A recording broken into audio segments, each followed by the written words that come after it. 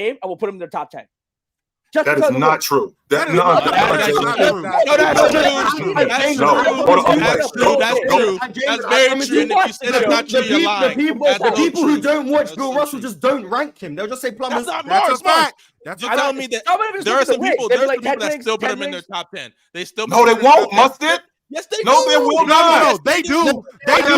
But they watch it. I think they're more of a minority than the people who just say Plumbers. Right. Watching the whole 1960s game, there's a lot of people that have not done that. No, I agree. And I think there is people who just look at the basketball reference, 11 rings, blah, blah, blah. Top 10. Yeah. I agree. There's people like that, but I think they're a minority compared to the amount of people who just say Plumbers, 60s, trash. They couldn't do it in today's game. There's more of them. Way more of those people. He's still underglazed. I'm manning the Bill Russell Glaze Club. That's fine. I'm not the only one.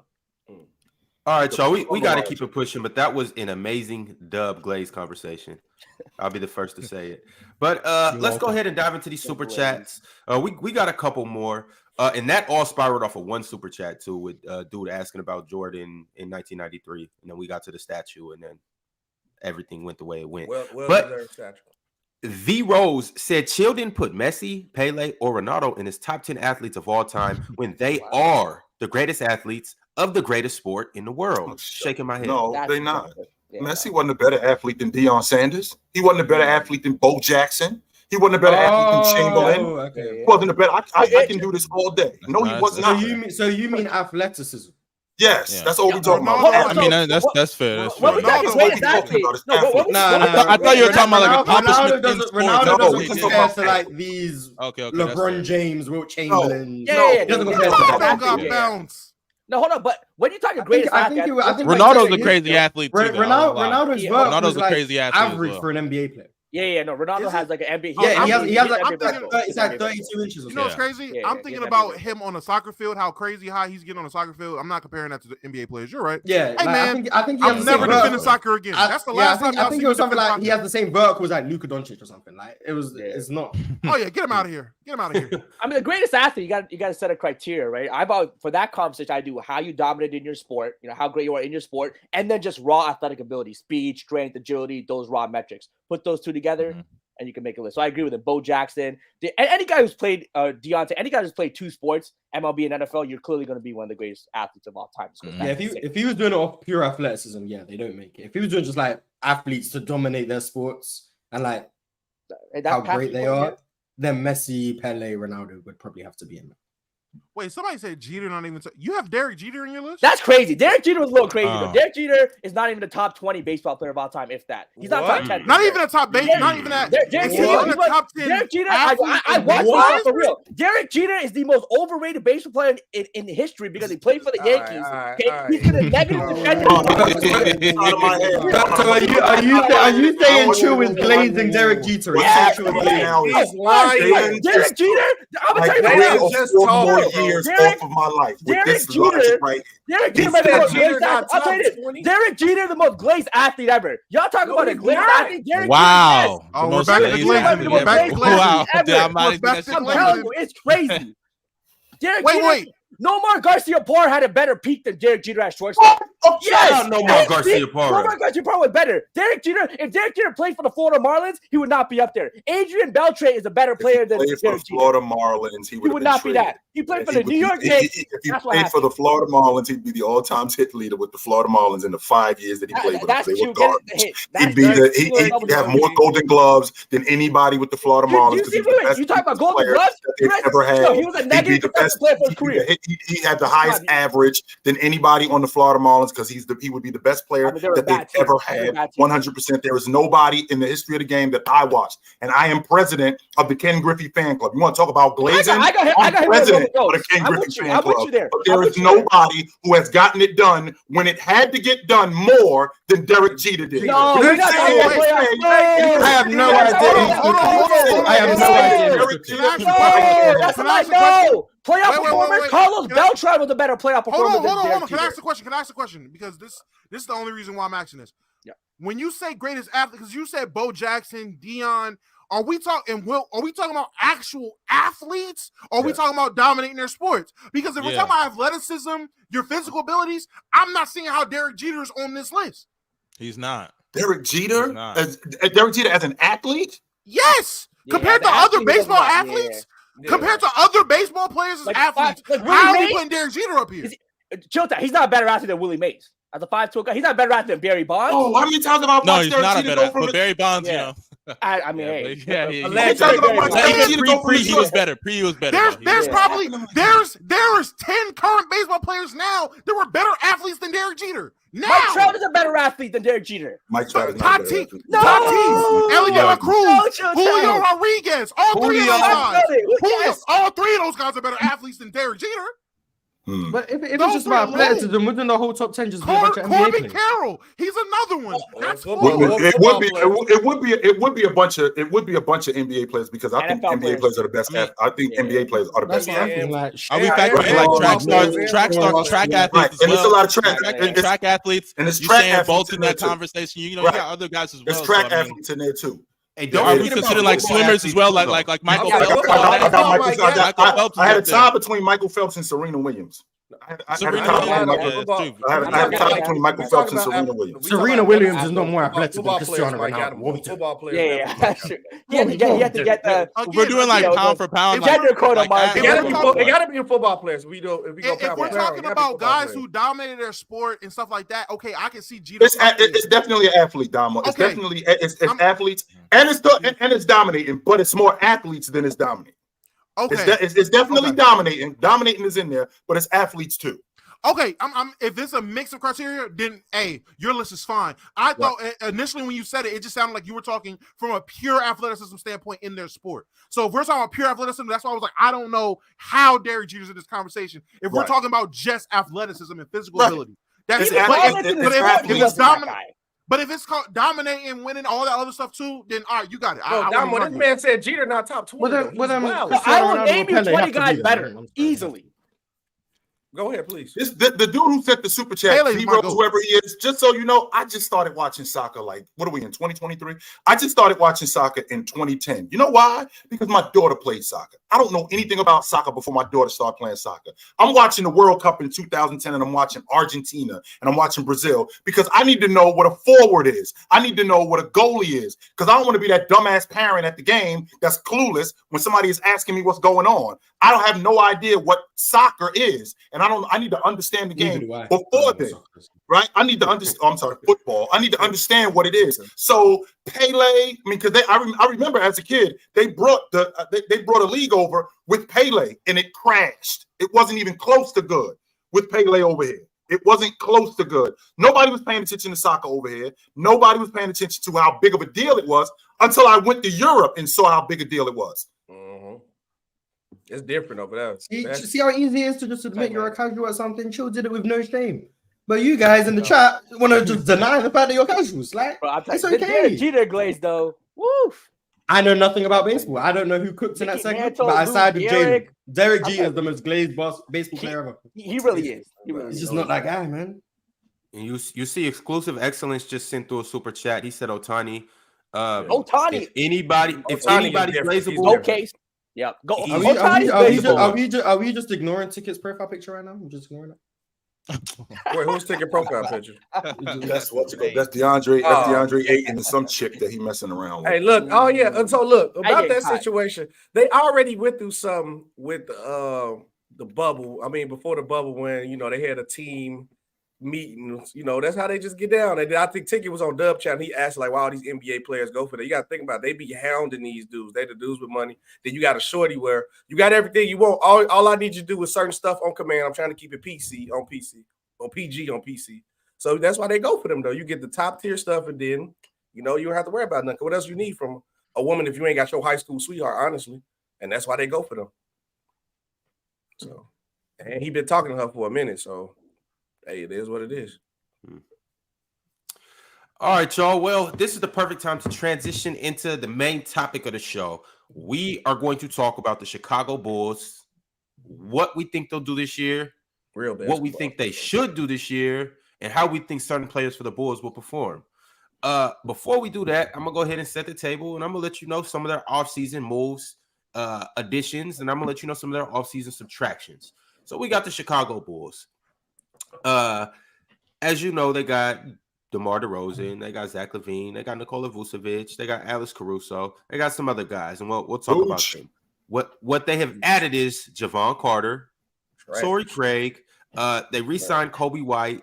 They re-signed Ayu and Vucevic as well. They lost Derrick Jones Jr. and Patrick Beverly, and that's about it. So from there,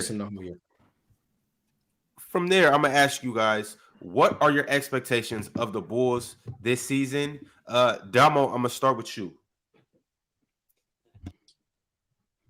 I'm gonna keep it super hot. I don't have any expectations of the Bulls. Lonzo's not playing. Let me stop. Honestly, I really don't. I don't see it for this team. DeMar DeRozan is reverting to his old ways. Zach LaVine needs to be traded. Lonzo's not playing. Caruso needs to be freed. This team, honestly, needs to blow it the hell up. In my opinion, there's no hope. As a Bulls fan, I don't know how you look at this team and think, hey, man, this will be the year we might need to make something happen, because nothing is going to happen. You need to blow it up. You need to tank. You need to rebuild. Get these guys up out of here. Get as much draft capital. Get as much future assets as you can, and just get it pushing. Because I need room for my Magic and my Pacers to make the play-in, and teams like the Bulls is in the way. I said Pacers. I mean Pistons. I'm sorry. Yeah, Magic. See, you're not even a real fan. Yeah, I knew you like Tyrese down. No, I've been like Tyrese. It's not more than you and who was it? Jalen? Yeah, y'all love him way more than me. Yeah. But if we talk about the Pistons, hey, y'all know what to look. But anyway, yeah, that's my assessment. With the Bulls, I really don't have any expectations. I expect them to be a bottom feeder. In all honesty. Yo, Ticket. What up? What's up, man? Talk to us about the Bulls. Do you have any expectations for them this year? They'll make the playoffs. They're a good coach. I don't think Billy D's a bad coach. I think he's been dealt a bad hand over the last couple of years with injuries and stuff like that. And then, guys just rebelling and things like that. But I think he'll be around a 46 win mark this season. I think they got enough to win those amount of games in the Eastern Conference. I think we're going to see until Philly clears up their situation. I think that team is going to dip off a few wins just based off of controversy and things they got going on over there. Until they clear that up, I don't think they're going to be back straight.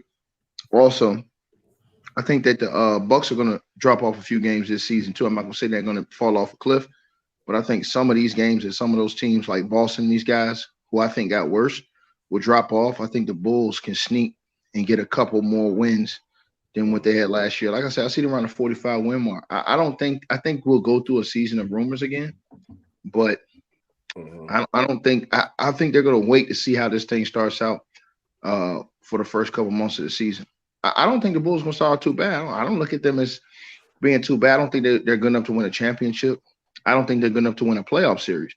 But I do think that they can win around 45 games, make the playoffs, and that's not their goal, but I think they'll string you along just enough to where at the midway mark, they'll feel like, okay, we can get into the playoffs with this team, make a run, but really they won't be able to. So, yeah, 45 wins, first round exit. And then after the season's over with, they'll probably move on from LaVine or one of those guys. All right, cool. SB, how you feeling about the Chicago Bulls right now? Talk to us. First off, good takes by Damo and Ticket. They was kind of hitting on the mark, and that's actually the problem with this Bulls team, because we lost Lonzo Ball, and then you don't make any moves to improve what we're missing from this team, because we got a lot of forks in our utensil. We ain't got enough knives and spoons, because Zach LaVine and DeMar DeRozan both games is pretty much in the same realm. We need a guy like a point guard who can defend, who can actually get these guys from going rented from their shot selections. I don't like the move with Javon Carter. That's not moving me. I like that Kobe White got signed back, but I honestly feel that we should have let him go free and actually become a better player, because his style of play doesn't fit what we need on this team. And then also he won't have time to flourish in what his game told him to do, is that's which is score the ball. Then we got Patrick Williams playing out of position. I honestly believe that we should have broke this team apart, or at least got rid of DeMar DeRozan because obviously, Giannis Antetokounmpo is going to be on the way, and I'll tell you why he's going to be on the first train to Chicago later on in the show. But I think we need to keep something together to show that we can actually still compete. And then also we get rid of DeMar DeRozan, maybe go for a point guard, and then actually put Patrick Williams back in his right position. I think we would have been better. But for what we have on this team, we have too many guys like a Vucevic, who could be an all-star caliber player. DeMar DeRozan as an all-star could be an all-star caliber player, and Zach LaVine. So we got 3 guys who could potentially make the all-star game. And the best I can see us doing is being a play-in team and can't get out the first round. No, you have to make adjustments, because if I tell you I got 3 potential all-stars on my team and the best we could do is get the play-in spot, that's bad. And I think somebody has to go. I think the team is just a bad fit. It's like we got a bunch of Lego pieces that don't fit together. We can't build nothing. That's the real problem with this team. All right, cool. Jalen, how are you feeling about the Chicago Bulls? I mean, yeah, I think they all said it. They're just in a weird place where they're not going to contend for a title, but I don't think they're bad enough to get some, top 3, top 5 lottery pick. So they're just kind of stuck in this middle ground where they might sneak into the playoffs, be a playing team, still win you 40, I think 40 plus games, because DeRozan, Vooch, LaVine, it's still a competent big 3. 222 for sure with DeRozan and LaVine, 20-point plus scores, probably 23, 24 points, and then Vooch who can get you 20 and 10 any night. So, I mean, again, they have the talent there as a big 3. If they put some pieces around them, I mean, even if they trade for a piece and try to make a push, they're not going to be better than Boston. They're not going to be better than Milwaukee. They're not going to be better than, Philly. Maybe we'll see, with the Harden situation, but there won't be a real championship threat. So I think, mid-season, if they want to blow it up, trade these guys off and just start a rebuild, I think that'll be perfectly fine for the Bulls, and that's probably the smart play, because right now they're just stuck in the middle in nowhere land. Got you. Okay. Chill. Talk to us about the Chicago Bulls. Do you have any expectations, and are you looking forward to seeing anything from the Bulls? One of the worst things about winning is now people expect that. It's a good thing, but it's also a bad thing. So when you got a franchise that hasn't done anything, and then they have a span where they're winning, now people think that should be the standard. When in reality, all that really is just them having a string of luck where they went on a run, and then they just go off the deep end. So the Chicago Bulls, who were perennial doormats, all of a sudden they get Jordan, and then they get Pippen, and they get Horace Grant, and they get Armstrong, and they get all of these guys, Cartwright and John Paxson, and then they start winning, and then the team gets flipped, and then they get Kukoc, and then they get all of these guys, and then the team starts winning. Now everybody expects the Chicago Bulls to be like what the Lakers were, like what the Celtics were, when in reality, management is the biggest thing with them. And when they lost Jerry Krause, they were never really the same. They just kind of been a team that's been at the door and then way further away from the door. They lose Derrick Rose, then they get Jimmy Butler, then they get Rondo, and then they're back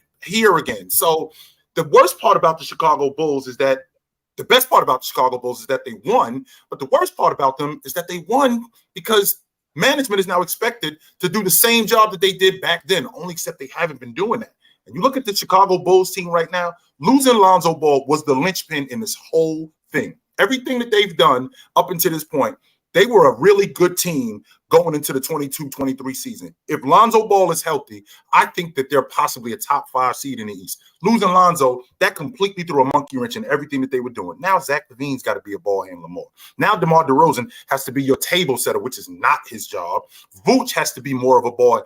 Their whole dynamic got screwed up with losing Lonzo Ball. And now he's not even going to be on the crew. And Kobe White hasn't materialized like we thought he would, being a lottery pick out of North Carolina. I think the Chicago Bulls may be a play-in team, possibly. That's as far as I'm going with them. All right. Mustard, what's your thoughts and feelings on the Bulls? As a Bulls fan myself. Now, shout out to you, my brother. Yeah, there you go. We got to stick together through this hard time. I know. It's really tough times.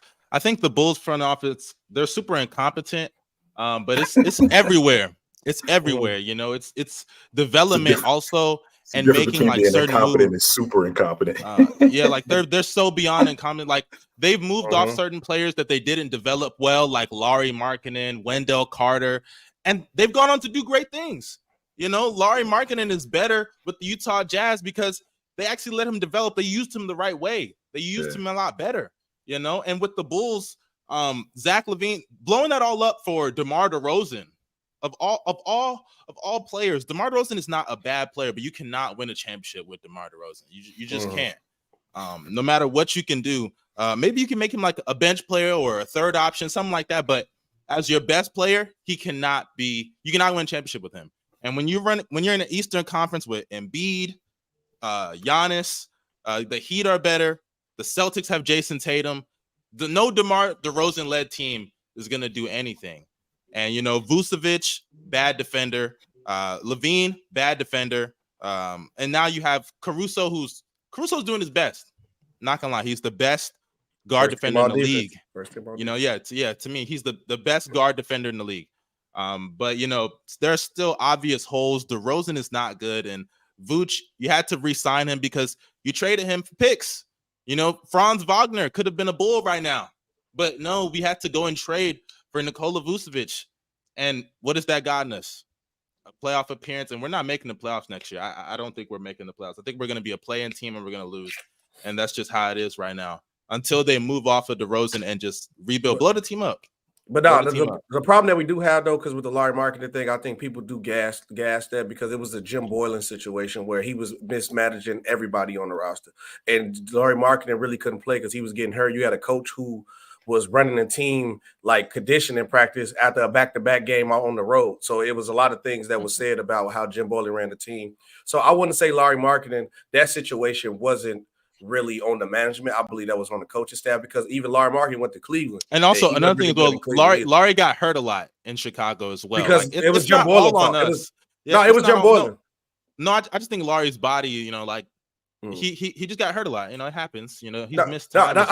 Now watch this though. But Ron and Chill, and I believe even Tiggy, they didn't play college or a higher professional level. You did a back-to-back on the road, and then as soon as you go back to the school or back to your whatever hometown, the coach make y'all do like conditioning type practice, running suicides, running full game scrimmage. Would you not get hurt after coming off a back-to-back?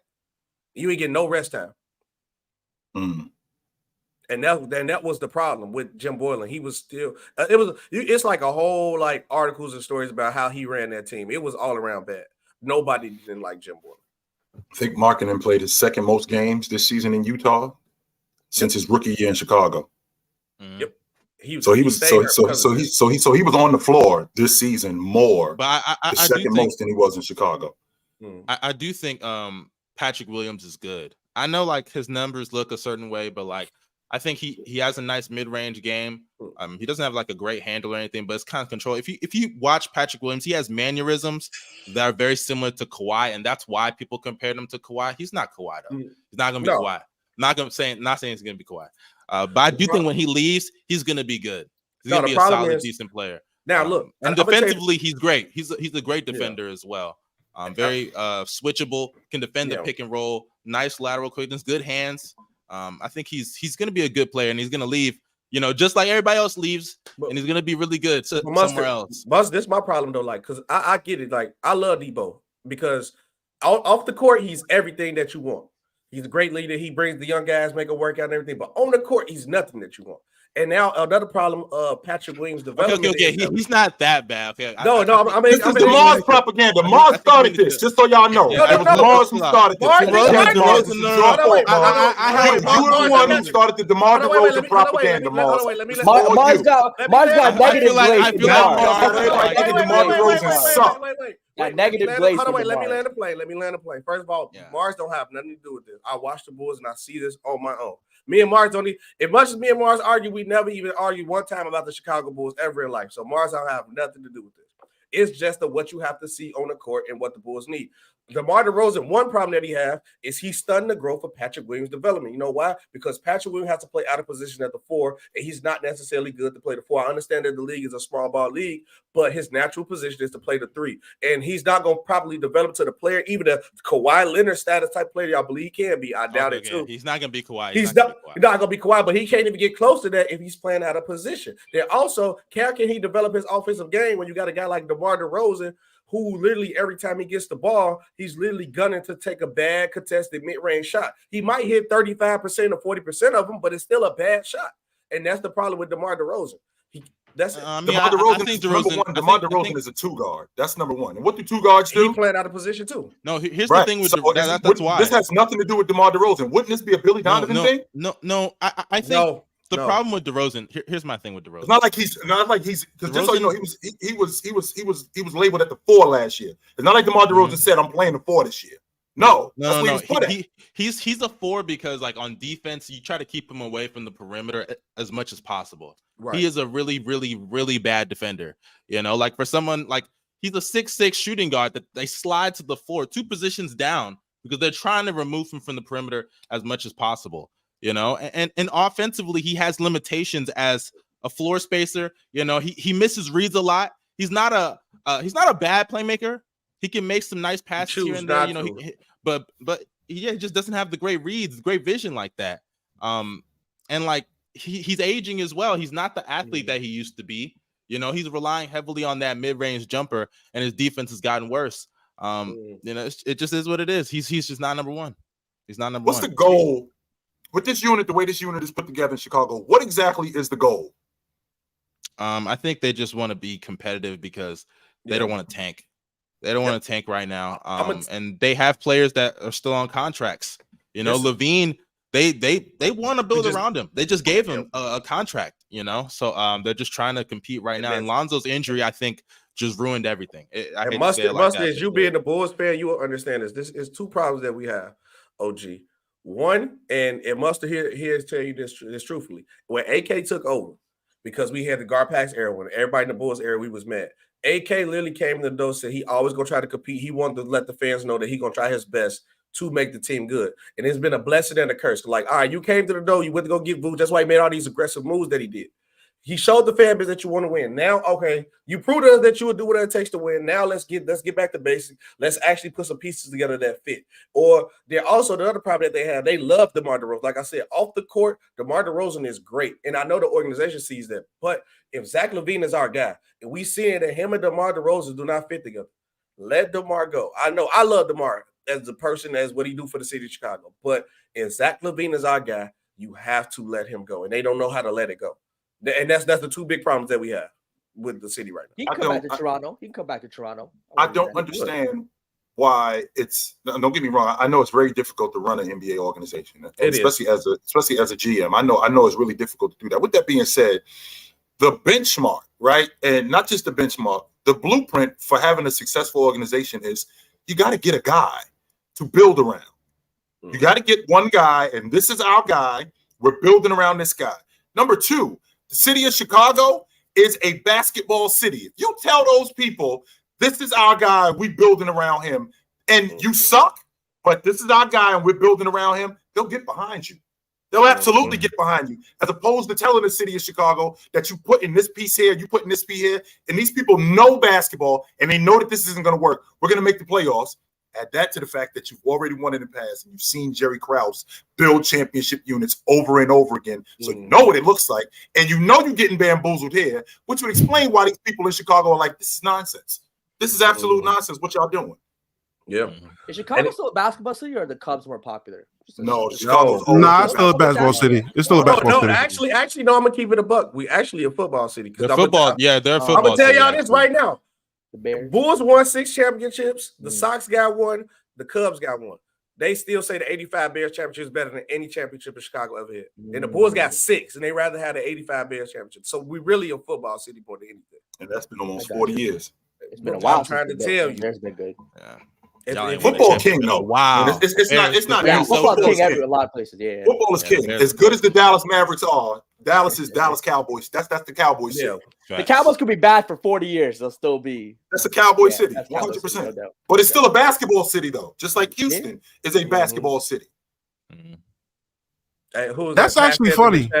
No, Pat, look, you gotta just stop asking people around our neighborhood in the hood, because we care about basketball more. If you go around the whole city of Chicago, 85 Bears walk on water, bro. Like, there's no championship compared to that. I'm not gonna lie, a lot of cities with a historic like football, like with football heritage, if it's a football and basketball city, it tends to be leaning more towards football. Always. That's kind of because I feel like it's the same thing with Philly. Love they Sixers, but boy, oh boy, when the Eagles are good and they win, different. Hey, ain't no talk. Different. Mars, Football's a more popular sport in America. Just so you know, Mars, with the Golden State Warriors or the San Francisco Warriors, San Francisco is a 49er town. I don't care how good the Warriors are. I don't care how good they'll ever be. It will always be a 49er town forever.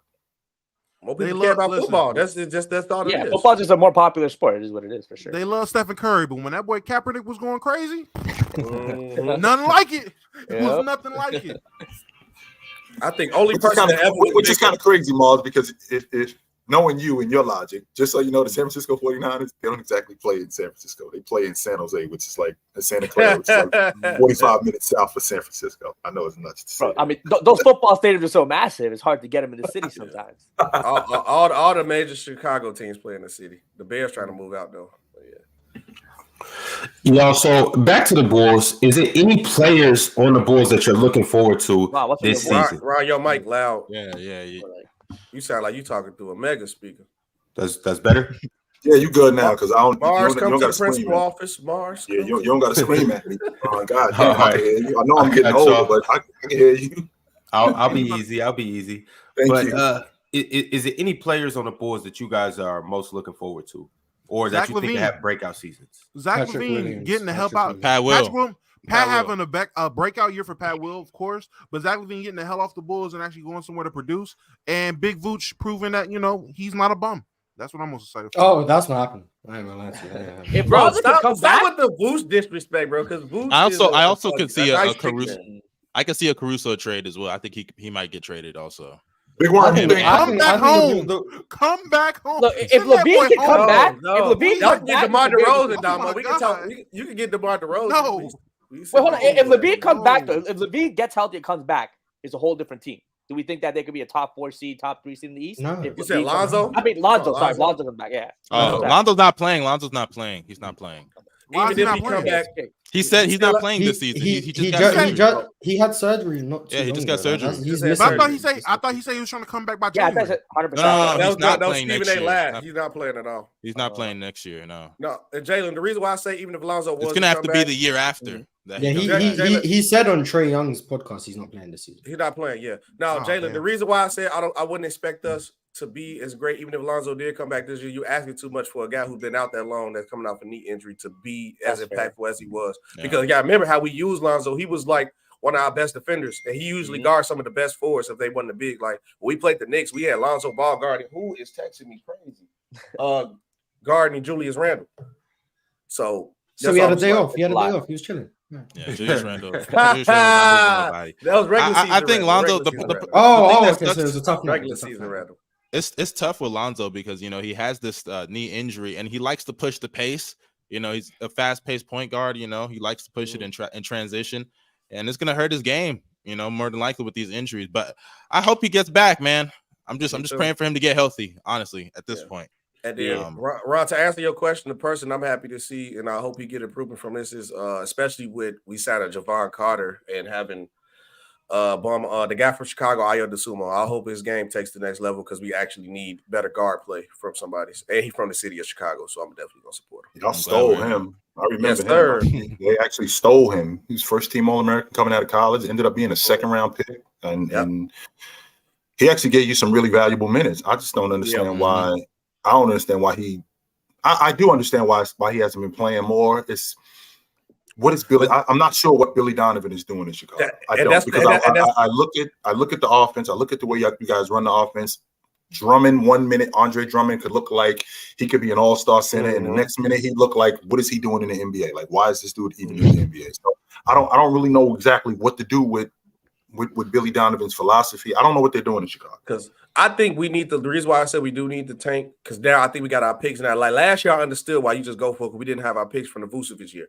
So this year we got our pick back. I think you need to let some of these vet guys go. Keep like a Zach, keep a Vooch. And then let these other guys Zach out of there too. We got no, man. Free Zach. That's the point. Hold on, wait, listen. Get Zach out of there. It's a guy who's down the street, and we can drive up there to get. He gonna come in Chicago. We got to still look competitive. Bro, no, so we need to tank. Hold on, SB. Hold on, right quick. Hold on. Hey, we're not gonna do that just yet. We're not gonna do that. Okay. SB, I'm gonna ask you that in a second, but I do want to hear everybody else's players. And then I also have one more question that I want to ask you guys about the Bulls. Yo, Ticket, Jalen, is there any players for the Bulls, you too, Damo, that you guys may want to see this year? Oh, I said it already. What you call it? I said it already. I want to see Big Vooch show he's not a bum. I stole Patrick Williams from Mars because that's another good one. I hope Patrick Williams gets that offensive leap that people have been waiting for because defensively he's already there. And I mean, I guess who's the third one? Did I have a third one? I think it was just Big Vooch and Pat Will. Oh no, and Zach LaVine getting free, breaking the shackles of the Chicago curse and going somewhere that he's valued and actually can play valuable basketball. Because valuable basketball ain't been playing in Chicago since the 90s. I was going to say Chicago's organization. Don't count. I actually hate that. That was kind of a short era. No, it doesn't. No, it doesn't. Okay, so let me ask. Wait. Oh, he took his headset off because I was going to ask him. I was going to ask him. Hold on. And here we go. Now watch this. Now watch the inconsistency because he's a biased fan. This is the bias. Watch this. Would you say that valuable basketball has been played in Atlanta in the last 10 years? Yeah. Oh, get the hell out of here. No. They was the number 1 seed before. They was the number 1 seed. Doesn't mean you play valuable basketball. That's regular season. If you are number 1 seed, you're playing valuable basketball. No, you're not. A championship. What happened when they were the 1 seed? What happened when they were the 1 seed? But you exactly. So LeBron what valuable James basketball happened. was played? Hold on, wait. So wait, Damo. So if you don't win a championship, you're not playing meaningful basketball? If you don't get a deep conference finals run or go to the finals, it's not valuable basketball you're playing. No. So what when we lost to Miami, what round would we lose to Miami with the Derrick Rose run? It doesn't matter. Oh, baby, that's a no. You're hating. You're such a hater, dog. Hey, you know me so well. No. Listen to what I said. If you don't make a deep conference finals run or a finals run, so it varies depending on the situation. For y'all, a conference finals run ain't enough. Y'all gotta play finals basketball. Y'all gotta play finals basketball, man. Or it don't matter. Where does that come from? Where does that come from? Where does that logic come from? Like, why do they have to go deep into the because the GOAT statue is out front. When I talk about winning, this is what happens, yo. Any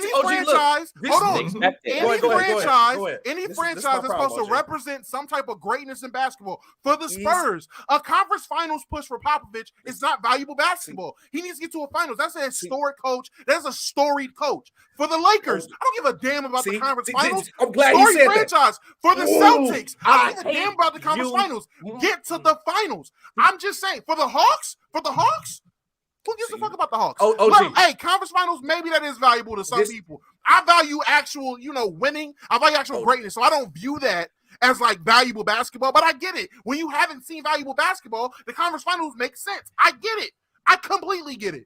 So you know, Damo. Hold on, OG. This is why I hate these motherfucking spoiled ass Lakers fans because you MFers steal so many stars and compete I'm jealous. I'm gonna say it from a jealous fan perspective.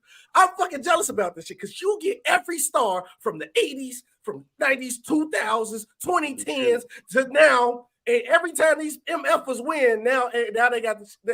I get it, because if I'm that spoiled and my team always competes stealing stars, I act the way Damo act too. But these MFers irk my nerves as a fan because now you want to bring up something in the 90s and we ain't win. I was still shitting in my diapers when the Bulls won. I haven't seen nothing since I could talk and understand what was going on. So the 90s don't matter, even though it's up here on my wall. Us being competitive as a 1 seat matters. Derrick Rose era matters. The MVP was our championship, okay? Lakers fan. The MVP was our championship. Sounds like a losing fan base to me. All I'm saying is we all had a choice at some point in our life. We all had a choice. We turned that TV on, we sat at that lunch table, and we sat there and said, hey man, I like whatever player, whatever team this was, and you roll with them. So if you decided as a child, for whatever reason it was, 2K, that's just not fair. That's just not fair. That sounds like a you and it's problem. The fact that teams like the Lakers. It's so crazy to me because teams like the Lakers, the Heat, all y'all got to do is just be in a big city, and y'all get Jimmy Butler, y'all get LeBron, y'all get Magic, Shaq, Kobe, all these. Well, not Magic. You don't have to just be in a big city because the Clippers have been perennial doormats That's for what y'all years. do. So that's what y'all do. Bro. So I guess the Clippers are in LA. Nobody cares about the Clippers, dog. Nobody cares about the Clippers. Since the 80s, how they get James Worthy? That's why. Come on, man. That's like playing for the Nets. To Damo's point, everybody does have a choice. My college roommate, his teams were take this. His teams were the New York Yankees in baseball. All right. In football, it was the Patriots. In hockey, it was the Detroit Red Wings, and in basketball, it was the Lakers.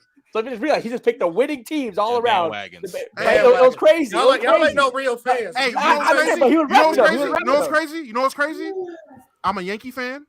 I'm a Laker fan. But in football, I'm a Dolphin fan. And in hockey, I'm a Carolina Hurricane fan. Listen, make these choices when you make these choices.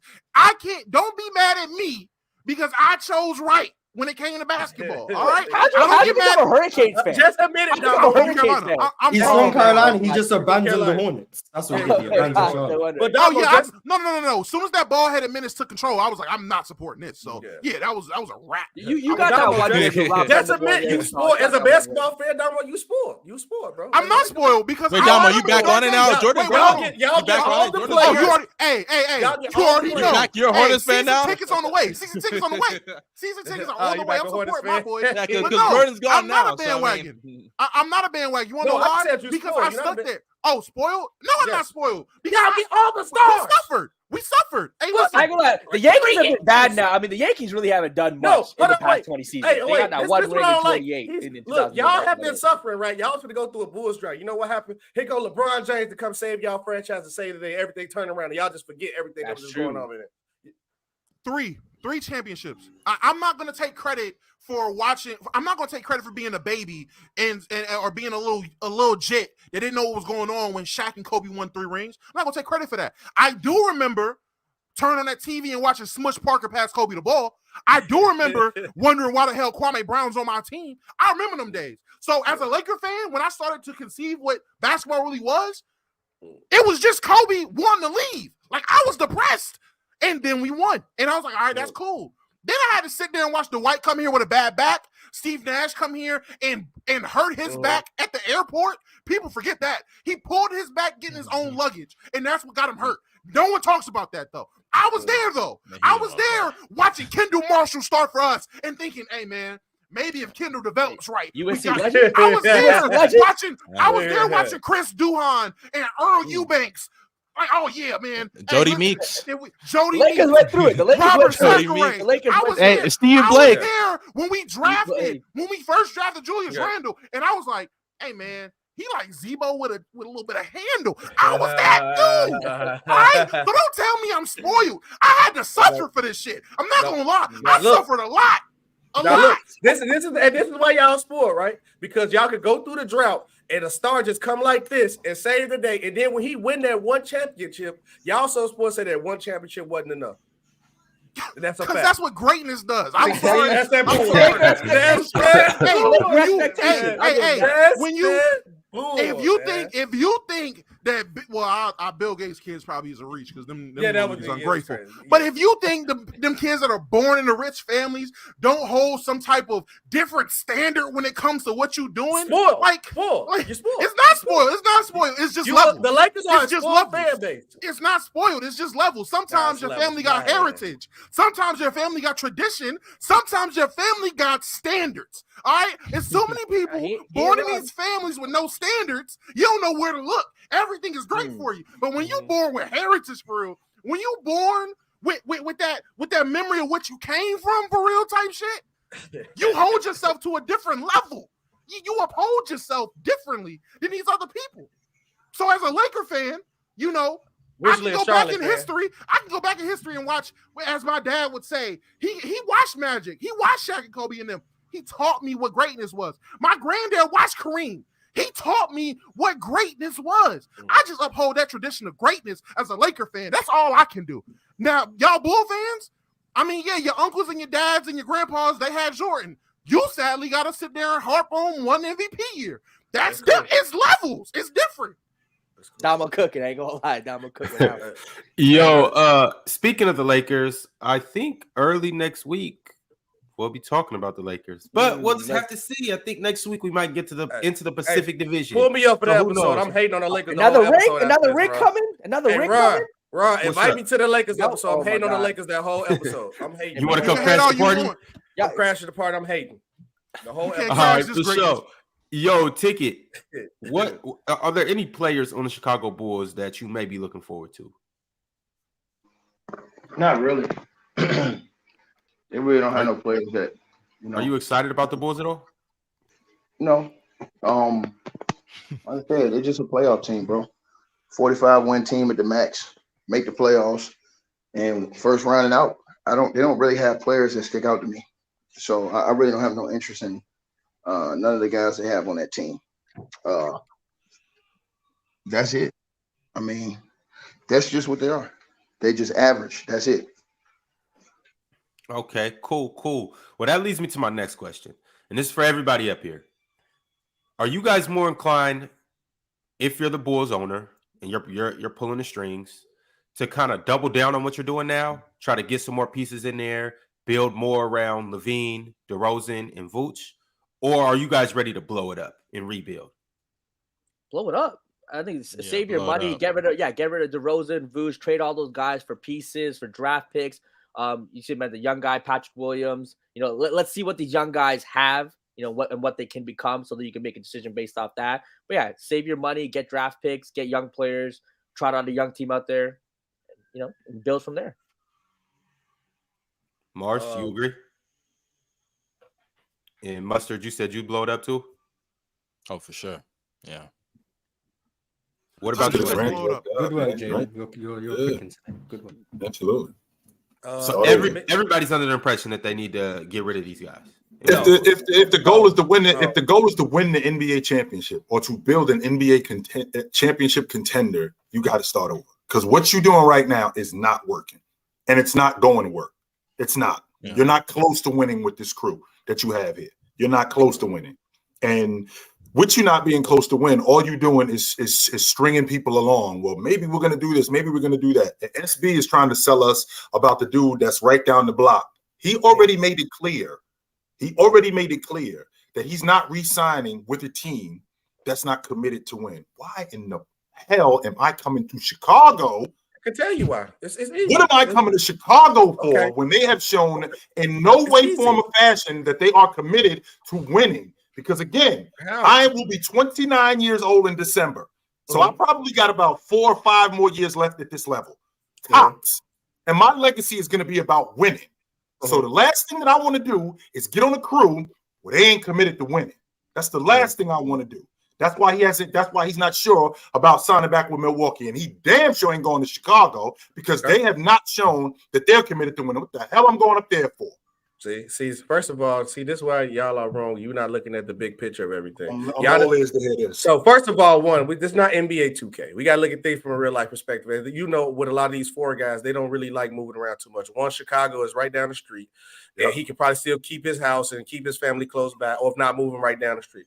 2, y'all, let's X out the outside noises because that's the first thing that y'all care about. The Lakers looking like tough on the asset situation. So how can they really build a team even if they get Giannis? Then 2, you got the New York Knicks, same problem with the money tied up. So now the Bulls are in a perfect place, and they have shown they want to compete. They just don't have the right pieces to compete with signing DeMar DeRozan and keeping these guys together. So you putting it in the mindset that we will do what is need to be done to make the team better. And one of our weakest positions that we have on our team is our 4 position. So now if you get rid of a guy like DeMar DeRozan, and you get like maybe a point guard or some assets where we have the money open, but you get these other guys that will fit perfectly around Giannis Antetokounmpo, like a Patrick Williams, like a Kobe White, like a Ayo Dosunmu, like a Vucevic, who's a big man who can stretch the floor to give Giannis the chance to operate. Then you get him next to a guy named Zach LaVine who can create his own shot and make the job easier for Giannis Antetokounmpo to dominate. And also he's in the major market. And Giannis also said a year ago out his own mouth, maybe I could come to Chicago. So Chicago is already considered in his mindset. So we fit the bill perfect. You got an owner that's going to do whatever he takes. I mean, not an owner, a GM that's going to do whatever it takes to fit and build the championship team by keeping these guys together because he wants to compete. That's already in Giannis' man, and we down the street. So that's obviously Chicago's going to be one of the first team on this man. Y'all just automatically think everybody's going to go to the Lakers. What assets do the Lakers have for the future at this point in time real quick? They're not just going to get it overnight. They're not getting up for no LeBron James. You just signed Anthony Davis. Then you go to the Knicks. What value can you get for Julius Randle? I don't see nothing that you can give him in the money that you spent. What other team do you see? Miami, they stuck on low averaging players too. They don't got no value. Then what let's do Golden State. What value could Golden State bring? That's why I'm like, you gotta play X. I'm Xing everybody out when I'm saying. I'm not just saying this because y'all see the Bulls logo right here. Right. It makes sense family wise. He's right down the street, not too far where he's comfortable at. Two, all these other teams won't have the access or the necessary access in time. Then three, you got pieces on the team that fit his game. And he's the piece. One of our weakest pieces is our power forward position. So I see the Bulls as the number one. I'm not 100% guaranteed, but I'm telling you the Bulls are at the top of that list. So what assets do y'all have? I was just about to say that, Damo. So let's rewind. Number one, we have our own assets. So Milwaukee is already better than the Chicago Bulls. So we'll start there. So there's no reason for me to leave Milwaukee to go to Chicago because we already better than them. That's number one. The reason why I'm leaving the Milwaukee Bucks because I'm not sure that they're committed to winning an NBA championship. So now what I'm going to do is I'm going to come to Chicago, who has shown in no form of fashion, even if you add me to this crew, that they have committed themselves to winning an NBA championship. Would I be the difference in them winning? I don't know that. And the reason why I don't know that is the same reason why I left Milwaukee, because they ain't committed to winning. So because they're not committed to winning, you haven't shown that you committed to winning. So what am I coming to Chicago for? No reason for me to come to Chicago. I might as well stay in Milwaukee, get paid more, and try to win there as opposed to going to Chicago. Because all you guys have done has had disappointment after disappointment with Lonzo Ball with his bad knees, with Kobe White as a lottery pick who's not giving you nearly as much as he should have given you, with Pat Williams, you love, by the way, but now his development is going to be even more retracted. Why? Because you got a 4-man coming in here, which is what your problem is. So why am I coming to Chicago? I'm not. Okay, but then now tell me what other teams that you see that he's leaving for. Because now in the Milwaukee situation, they're getting old. I think they on their last hurrah. They just lost in the first round. And they lost to him. I get Jimmy Butler went super Jimmy Butler. But at the end of the day, the Milwaukee Bucks are still a better all-around team, and they still lost. So now, as Giannis, I'm looking at my team is deteriorating, and also with me, he's getting hurt too. So now you need more younger pieces, which the Bulls have there, and they also fit the bill of what he needs. Because, like you said, Patrick Williams. The problem with Patrick Williams is that he's playing the 4. He's not a 4. When Giannis coming on the team, he's going to go to his natural position and playing the 3. And he's going to make Giannis' job easy. Wait, SB, are they getting Giannis via trade or signing? I think he has 2 years on his deal left, so it's going to be a free agent. The reason why he said that, they got to be free agents. But go ahead. Because I honestly think if I'm the Bucks, I would not trade Giannis like at all. I would rather risk him leaving than trade him. So like y'all would have to sign the Bulls have to sign. No, I'd rather risk him leave. When you have Giannis, who's arguably the best player in the league, you try to build a championship team every year you have him. Every year you have, because you don't know the chance, and you get the most assets back. Which Giannis you're telling me they can't look. You're telling me they can't look at the Thunder or the Magic and fleece them? No, you take. Well, okay, well, Damo, if Giannis on his last year, why would me as the Thunder trade for him, knowing I'm not going to keep him on the phone? Because because you know he wants to win. The Thunder have enough assets to where they can. But you can just sign him the next year. Hold on. You just sign him next year. Really can. You can. You can just sign him the next year. Why would I trade assets to lose it for 1 year? That makes no sense. Look at their books. They have a ton of guys on rookie deals. In 2 years, who knows who's going to come off the books? You got sign and trades. You can do a sign and trade as well. Fuck a sign and trade. Damo, so you would trade your assets for 1 year, Giannis? It's not 1 year. Honestly, if you trade him right now, that's 2 years. That's this season and next season. But regardless, Giannis just wants to win. If I'm the Thunder, you can keep SGA, you can keep Chet, and you add on Giannis. At that point, Giannis is looking around like, shit, I can win with this. With just that, on top of putting together veteran pieces, you can win with that. Who knows? That would be crazy. Who knows if they need to trade Lou Dort? Who knows they need to trade Josh Giddey as well? They have a boatload of picks. They have a boatload of young talent they can throw over there. You can literally finagle your way into getting Giannis, keep your 2 to 3 best young guys, and still have a competitive team. Same with the Magic. The Magic continually take their draft capital. You can look at some of them guards they have. They can keep Paolo. They can keep Franz, and they can still walk away with a competitive team that make Giannis stay. Add that to the fact. Add that to the fact. Let me say the one thing, OG, and I'm gonna let you go. But Damo, this is the problem. Like Mustard said, why would they do that? You're gonna keep Giannis until he walks because you don't want to let him go. My fault, OG. Go ahead. Well, number one, we're not letting Giannis walk out the front door. You get fired as a GM if you let Giannis walk out the front door. That's number one. Number two, the Milwaukee Bucks have shown they could build a championship unit around Giannis. They was in the Eastern Conference Championship in 2019. They did a couple of different things, but the one major thing that they did was they took out Eric Bledsoe and they put in Drew Holiday. Well, there's no reason for me to think, even though they're getting older, that they can't continue to do that, that they're committed to winning. Because once again, I always bring up this one example, which is the example that I will always bring up. In 2007, the Los Angeles Lakers were bounced in the first round of the playoffs for the second consecutive year. Kobe Bryant is over it. I am not going to waste, you dudes are not going to waste my prime years.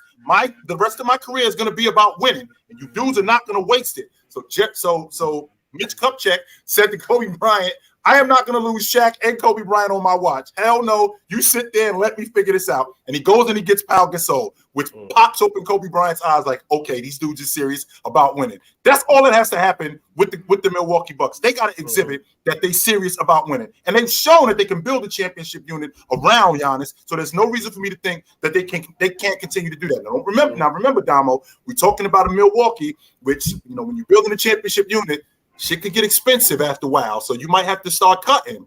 But they have shown that I got my centerpiece, I can build around this guy. That's why they got Brook Lopez. Very true. That's why they got. Okay, so my question for OG and the Chicago Bulls have not shown that. No, I agree. So what is that eye-popping move that's gonna keep Giannis on the Bucks right now? What is that player? Well, first of all, they're still a championship contender, so there doesn't need to be an eye-popping move. They're still competing for a championship, and that's what his issue is. He wants to make sure that you dudes are serious about winning. It's not about the moves that they're making right now. It's about, are you dudes committed to winning like I am? And if you dudes are committed to winning like I am, I'm down to stay. That's all that is. It's not about them making a blockbuster move to get him Damian Lillard or something like that. No, that's not what this is about. I think with Giannis, and I'm not saying that superstars just needing to team up all the time, but one thing that Giannis has not had is like a legit number two. And no disrespect to Chris Middleton, great player, great number two, but like he's aging. You know what I'm saying? Giannis doesn't have that right now. That doesn't mean he's never had like number two. Let me rephrase. He's had a two. He's had a two. He hasn't had a legit number two. Let me rephrase. Yeah, he hasn't had an elite second option. He hasn't had an elite player. In the playoffs, Chris Middleton wasn't. He hasn't. As a second option. He was not to the level of like other. He literally was the closer. He hasn't had that. He's literally close. He hasn't. He literally won a series by himself without Giannis. What number? What does that mean? What does that mean? What does that mean? mean? He's the elite number two. How many number twos can win? You're just saying he hasn't had like another top 10 player next to him like some other he hasn't players had like another, not even top 15. He hasn't had you could argue not even top 20. Middleton is great. He's a great number two option, but he's not an elite player. He's not. Middleton was 23, 7, and 5 in that championship run. He was 23 in 21 and in 22. In 21 and 22, we've seen teams with a premier elite player without another top 10 to 15 player, and they won a championship. And this one thing we got to stop doing too. Stop comparing the player. Stop. Hold on, wait. This one thing we got to stop doing. I said in 21 and in 22, we watched teams win a championship with a elite number one, and their number 2, 3, and 4 were not top 10, 15, nor 20 players. And Damo, I agree with that. And those are like the top 3 players in the league. But even if that's true, but that's not always common. That's not even if that's true. Damo, them 2 units that you just brought up, them 2 units that you just brought up, Damo, with Golden State and Milwaukee. What's the commonality that those 2 teams had? I'll tell you what the commonality is. Okay, top 3 players. They had top 3 players. Not just top 3 players. Just so you know, Giannis and Middleton been together for 9 years. Draymond and Draymond, Clay, and Steph have been together for a long time. They just added Drew Holiday.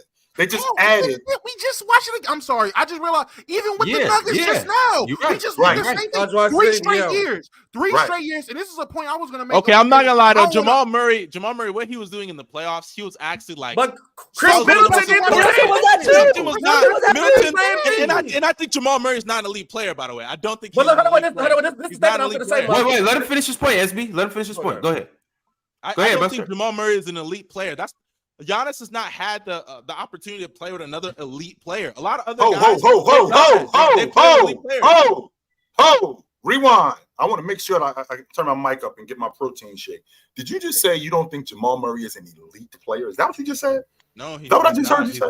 What exactly do you constitute as an elite player? An elite player is like at least top 10, 15, maybe top 20. Jamal Murray's not even top 20 to me. He's not. There's more than 20 players better than Jamal Murray. So the way that he, even if that's true, so the way he played in the playoffs, right? And again, we're talking about a guy who's coming off a major injury, right? He had an ACL injury the year before, so he didn't play. And he comes into this season averaging over 20, and then turning it up in the playoffs, which he was on his way to doing that before he tore his knee up, right? Before he tore his knee up, he was on his way to do that. And now he's right back on that. He's right back on that trajectory of where he was in 2020 when he was cooking. Now he's back to cooking. So he was already in plenty elite of players better then. than him. No, he wasn't an elite player then. He was not an elite player then. Jamal Murray, he used to be a very inconsistent player. He had some great playoffs and great playoff series and moments, but he's not an elite player. He's not an elite player. This is my problem. You can name over 20 players better than Jamal. Maybe even 25.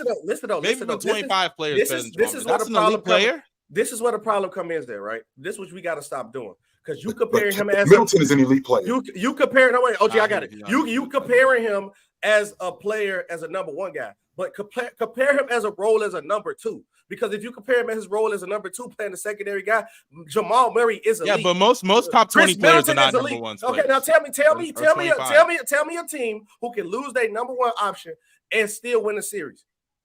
Chris Middleton did that. Series. He won the series easily. A lot of teams won one game. What series? He won a game. What are you talking about? No, you talking about against Atlanta. They played against Atlanta. They played against Atlanta. Yeah, they won a couple games. They won a game or two. Yeah. But if any team and the Bucks were still a better team. They had Brook Lopez. They had Drew Holiday. Trae Young was hurt. Like that's not no. The Hawks were an overachieving team. They should have been there. Giannis hurt as well. But my whole point is, and they lost the game, by the way, to the Hawks. It was 2-1. But wait. My whole point is this, though. Compare the number two, how he played his role, instead of comparing them because when you do a scale on a top 20 player, you compare them as the guy. You don't compare them as their role as a number two. Like Jamal Murray, you are getting a number two that can lead the team in scoring in two different series. That's elite. He's not an elite player. He's not an elite player. But as a number two, he's elite. I'd like to think that Jamal Murray going into the season is a top 25 player. I'd like to think that. So with him being a top 25, with him being a top 25 player, that's at minimum an all-star. So with that being said, he's at least in the top 5% of the players in the league. So that means he's better than 95% of the players in the league. So with that being said, how is that not elite? And he's going to get better this season. Because all these terms because when you win the NBA championship, there's a certain level of confidence that comes with that, especially when you win it. I've seen guys, and we had this conversation a while ago. I've seen guys who come in after winning an NBA championship. Their confidence level goes up. That I know that I'm better. I know that I could be better than what I was the year before that. And a guy like Jamal Murray, who came off that injury-plagued season where he had a bad knee, to this season, which was supposed to be a transition season, comes in and they win the NBA championship, and he basically plays lights out in the playoffs. His confidence level is through the roof coming into the playoffs this year with him and Joker. So the idea that he's not elite, I completely disagree with that. Yeah. I think with Jamal Murray, it just comes down to the same thing I've said before in terms of in the regular season, he plays like kind of a fringe all-star type of guy. He'll give you 18, 19, 20 points, gets assists, a few rebounds, a few assists. While in the playoffs, we've seen the past couple of runs when he's been healthy, he's elevated to a superstar level of play. He's give you, incredible efficiency at 27 points per game, hitting big shots, can get you assists, get you playmaking when playing off of Jokic or when Jokic wants to play off ball. So with Jamal Murray, again, it's just a playoff versus regular season thing. And with Chris Middleton, he's one of those guys who were regular season, good player, all-star caliber player, fringe all-star caliber player. And during that championship run, he did take another step. Well, I don't want to say superstar level, but I think an incredible number two option, give you 24 points, 7 rebounds, 5, exactly, 24 points, great efficiency. So I think sometimes when you talk about those elite players or a number two, we have to look at what they're able to step up in the playoffs. Because sometimes the regular season, and we see now, like players just don't play as hard, or they don't need to step up to that level. While in the playoffs, players like a Middleton, Jamal Murray do take the necessary steps to elevate. Ticket, do you believe that Jamal Murray's a elite player? I think we lost him. We had Ticket and then we lost him. No, you didn't lose me. I'm hearing Michael J. White up here, Cap. I just ain't say nothing. Elite player. You know what I'm saying? Y'all don't bought mustard up here without the ketchup, man. And like I said, I shut my damn mouth so y'all can hear this foolishness every day right now. But yeah, I mean, of course, not an elite player, bro. When you play at that level, you have to be elite. Only elite players can do the type of stuff that he's doing. So when you have the ability to turn it up like that, and it's like Chill said, he was already on this track before he got hurt. They were about to be headed to the NBA Finals before he got hurt the first time. You understand what I'm saying? So they was already on a upward trajectory. By that time, Jokic had won 2 MVPs. If he would have never got hurt, man, they might have came back and won the chip the next year. They might have won the chip the next year. And then his trajectory already would have been. The only thing that hurt this dude and held him back was the injuries. So, I mean, for this guy to say he's not elite, anybody that's coming up here putting up damn near 27 a game in the playoffs, a whole playoffs, through a whole finals run, taking over in series, doing the stuff he's doing, he is an elite player. You know, and I mean, if you look at the rest of the players in the league, who does he consider? Who is 20 players that he considers, or 25 players he considers elite over him? I mean, you can't say Kyrie, because Kyrie, I mean, for all intents and purposes, he couldn't even help get the teams to the playoffs with Luka. He can't say some of the other guys that we've spoken about, because they all was at home early. Can't say Jaylen Brown. We've seen what happened to him in the biggest moments in the playoffs when he folds. Would you say Joel Embiid is elite, even though his play in the regular season is top tier, but then he gets to the postseason, and I mean, it speaks for itself. Hey, so Embiid's just a way better player though than Jamal Murray. That's not. So why he don't show it in the playoffs? I mean, Embiid has a problem, but he's a number one. Jamal Murray is not a number one.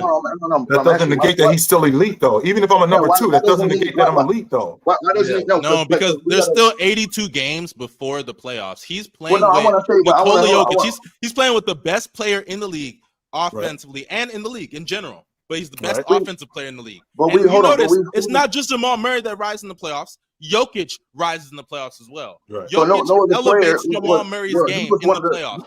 He was one of the best players in the entire playoffs.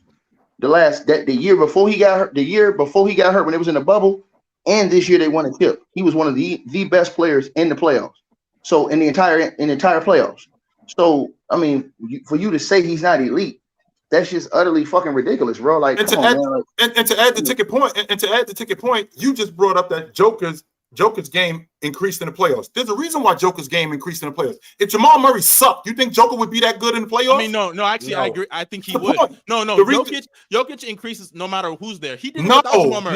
He did it without Jamal Murray. He literally did it without Jamal Murray. He did do it without Jamal Murray. When they played in the first round against the Golden State Warriors, he wasn't nearly as efficient. He wasn't nearly as good. With Jamal Murray playing the way that Jamal Murray was playing, one of the best up shot makers, one of the best mid-range shooters in the game, guy getting to the basket. How much more did that open up the offense? Not just for Denver, but just for Joker alone. How much more did that make his offense better? No. Just playing with Jamal Murray and Jamal Murray raising his game. The idea that Jamal Murray didn't make Joker better, the idea that Joker was just better in the playoffs, just off the strength of him being Joker, that's nuts, because Jamal Murray opened up the game so much more for him. No, Mark, Ron, go ahead and get this boy some ketchup with that mustard, man, because that shit's sour. He got some sour mustard he over here selling. Nah, the reason why I also say with the elite and then ticket, you can ask OG, you can talk about this too. It Jalen, because you're a LeBron guy. If LeBron, Jordan, or Kobe, right, had 2 playoff series on a championship run, where he wilding. Where the secondary guy outscored them in 2 series. What type of conversation would we be having if Pau Gasol outscored Kobe in 2 series with a high clip? He's getting carried. You always say he's getting carried. Or if Scottie Pippen outscored Jordan in 2 series with a high clip of 25, 27 plus points. Or D Wade did it or Kyrie Irving. What type of conversation are we having about that number 2 guy? Yeah, that number 2 guy could be a number 1. That number 2 guy is carrying a number 1. He's elite. He's an elite player. Thank you. But you guys also got to factor in it's levels to being 1s and 2s on teams too. Sometimes it's necessary for your number 2 to score more. Why though? Because the number 1 does so many other things. Like there may be a 2-way player. Jokic, for instance, he sets the whole table on offense. He's obviously rebounding. The offense runs through him. He's their number 1 playmaker. So sometimes, like when he doesn't score as much as Murray, it's not that he wasn't capable of it. It's that for his job was to set the table for Murray. With Giannis and Chris Middleton, for instance, honestly, Chris just got hot and Giannis wasn't playing to his best. But at the same time, Giannis was asked to do so many more things: anchor the defense, be on the glass, and still be elite on offense too in terms of scoring. Giannis was also asked to do a little bit of playmaking because Giannis has to playmake for that team. Chris Middleton's not asked to do anything, but yes, he does play defense. But on top of that, on offense, it's get buckets. Hey, Mustard, it's a little different. Do you think what he did in the playoffs was a fluke? Jamal Murray? No, I don't think it was a fluke. Oh, well, then that means he has to be. If you think he can sustain, no, I think during the regular season, you got to remember, Jokic was Jokic in a lot of people's eyes was a runaway MVP. He only averaged 24 points a game.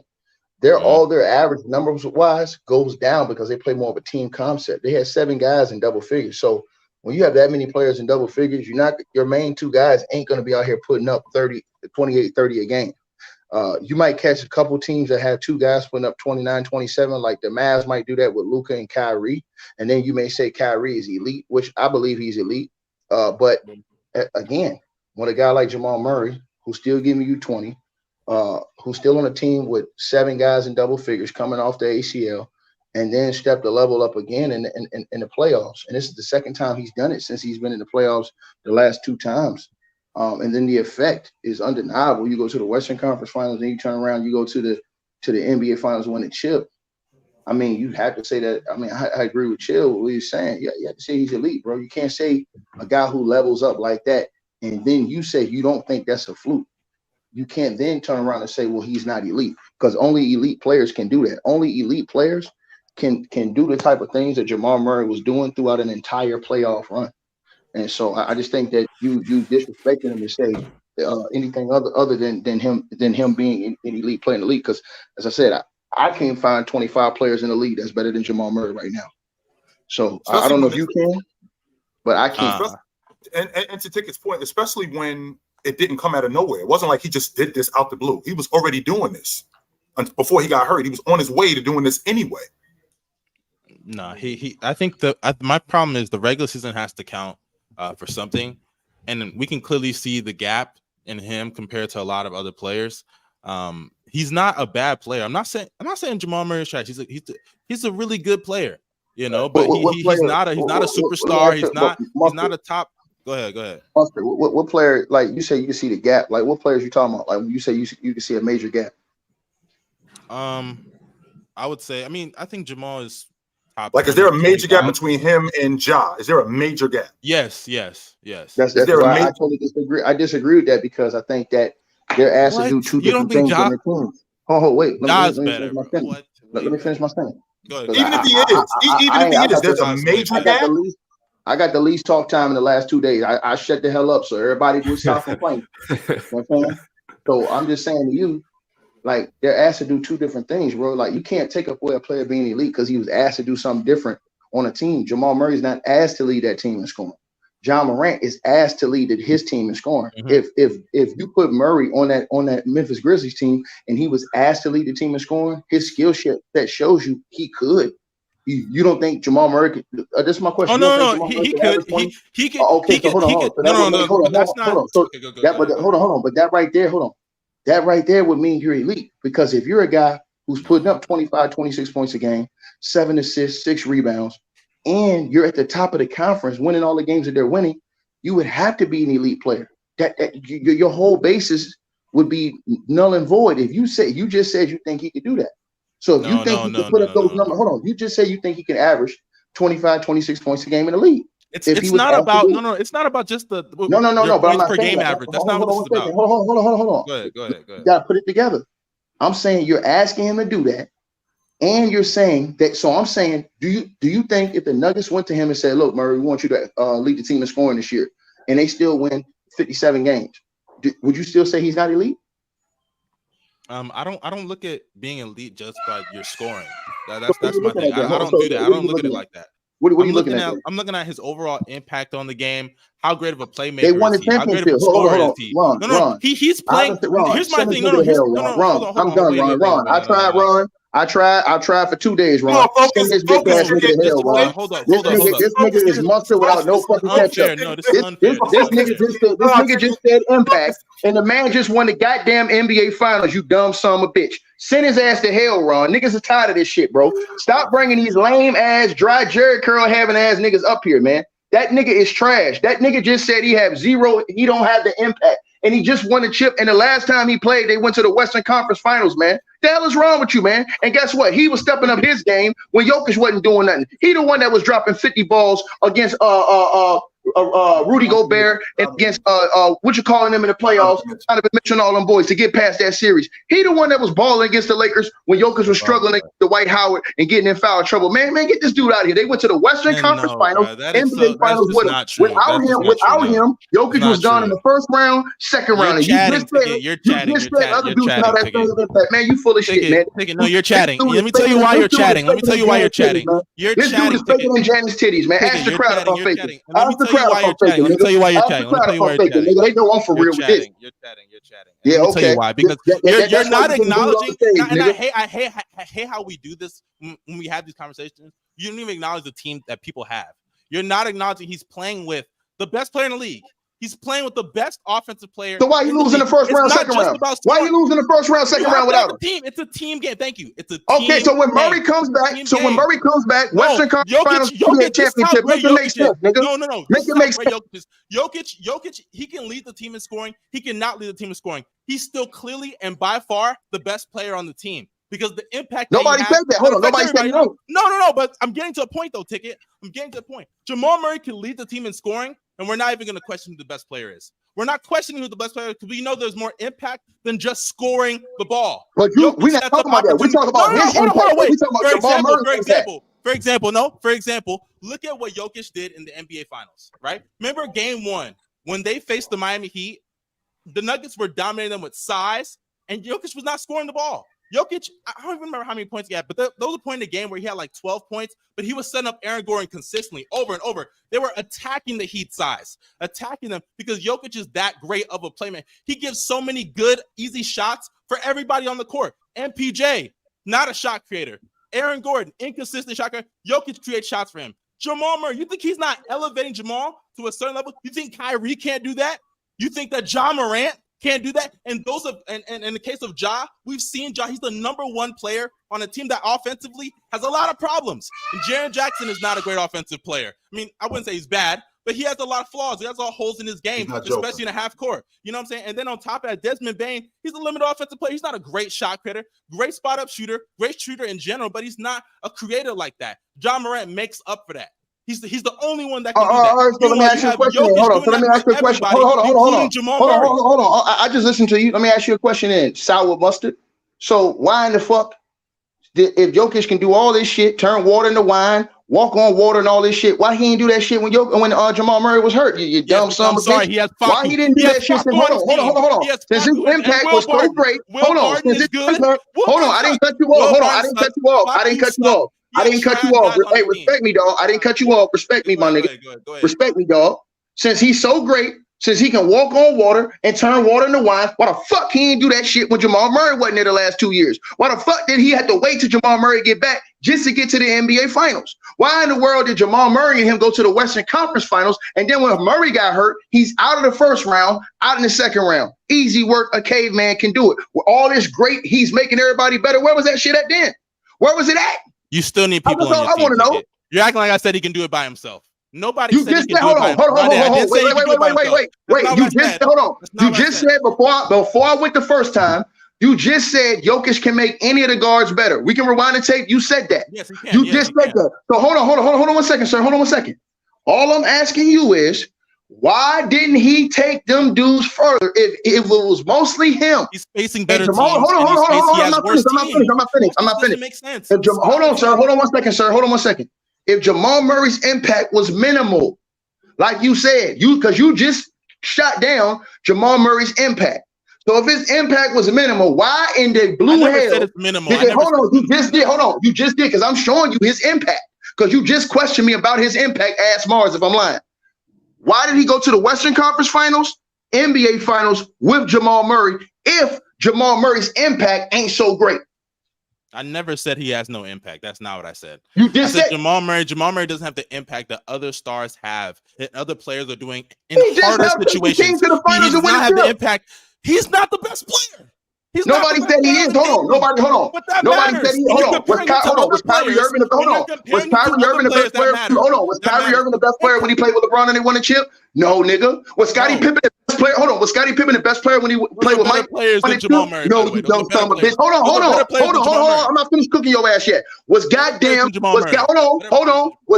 Chris Middleton the best player when he went to the finals with Giannis and won a chip? Hell no, you sorry dumb stumble snitch. Let me keep going because I'll make sure I stumble Maho on your ass. Hold on. All them years ago, Golden State Warriors was winning chips. Was Klay Thompson the best player on that team? No, sir. So, sir, but it was his impact major. Yes, it was. So, and the bottom line is this. Your ass is half retarded. They need to stop you from coming on here because you say dumb shit. Everybody can rewind the tape. The man wants y'all to think that Jamal Murray is not an elite player. But the last 2 times he was in the playoffs, a team that got beat in the first round and second round went to the conference finals and went to the NBA finals and won the chip. That's all y'all need to know about impact when we talking about Jamal Murray. Again, Mustard, I just think about the idea that he needs to be elite. I mean, Scottie Pippen was a number 2. Even though he was better than Jamal Murray, he still was elite. But Scottie also did things. Scottie was also a number 1. So with that being that won over 50 games. He was a number 1 on a team that won over 50 games. Right. He showed what he could do as a number 1 player. Right. He's also a better player than Jamal Murray. And like, he was I don't elite, understand right? what we're doing. And we're talking about a top 5 top 10 player. Yeah, we're talking about a top 5 player. But the point is that because you are a number 2, that doesn't mean that you're not elite. And that's what Jamal Murray even is. Relative to the league, like I feel like y'all are making. And look, technically speaking, right? If we're talking about like the technical definition of elite, he's one of the best players in the league. You know, that's great. There's over 100 players in the league. And I get that. Over but 400. Like I get that. There's hundreds of players in the league. I understand that technically speaking, he is elite. But I'm talking about compared to the best of the best players, I'm not taking him over a Kyrie. I'm not taking him over a Ja. I'm with Mustard on this. Which is fine. I'm not taking him over Paul George. I'm not taking him over Anthony Edwards. I'm not taking him over George. I'm not taking him over Donovan Mitchell. Oh my God, yo! This is the problem that we have, right? And I literally said you cannot rank a number 2 like you would rank a number 1. Rank him on the scale of a number 2. Then He's that one means of the you're elite. not elite, buddy. No, it doesn't. No, it does not. No, it does not. James Worthy was an elite player. He wasn't a number. He wasn't a number 1. As a number 2, Jamal Murray is not, if not one of the best, the top number 2s you can have. And then 2, you as a Bulls fan should understand this because you harping on the regular season. DeMar DeRozan get cooked a lot because he is a significant. He's not elite either. No. Wait. Let me finish. DeMar DeRozan get cooked all the time because he is a significant playoff dropper. He balls in the regular season, drop a playoff. Every time Jamal Murray plays from the regular season to the playoffs, his numbers increase drastically.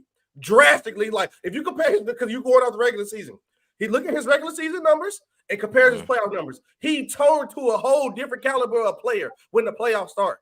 That's all I'm saying, bro. So you have to acknowledge that he played number 2 does not mean that because you're a number 2, you can still be a top 25 player and still be elite. Yeah, you can, but there's better players than Jamal Murray. Even if there's better, okay, so say that then. Say that there's better players, but what you can't deny is that he's elite. You can't deny that. That part you can't deny. If you want to take Kyrie Irving because he's a better elite player, if you want to take Jaylen Brown because he's a better elite player, I'm good with that. But we can't deny that Jamal Murray, who played at an elite level, it's semantics. That's what I'm saying. Yeah, I think we're debating semantics. It's the semantics combo. Then that's what I'm saying. Yeah, like, that's what it sounds like. No, it's not. No, it's not. What's your definition of a elite player? I think Mustard's definition of a elite player. But you can say it's kind of like how people define superstar differently. Okay, look. Mustard and Jay. Technically, everybody in the NBA has status. No. Mustard and Jay. Here go example. Y'all can say Kyrie Irving is a better player than Jamal Murray, but Jamal Murray played better than Kyrie Irving this year. That's a fact. He played better. We count with the playoffs. He played better than Kyrie Irving. But Kyrie Irving is a better player. We will not deny that. But Jamal Murray has played better. And not only did Jamal Murray play better, that doesn't negate the fact that Kyrie Irving is a better player than him, and he's still elite. He's still elite. Thank you.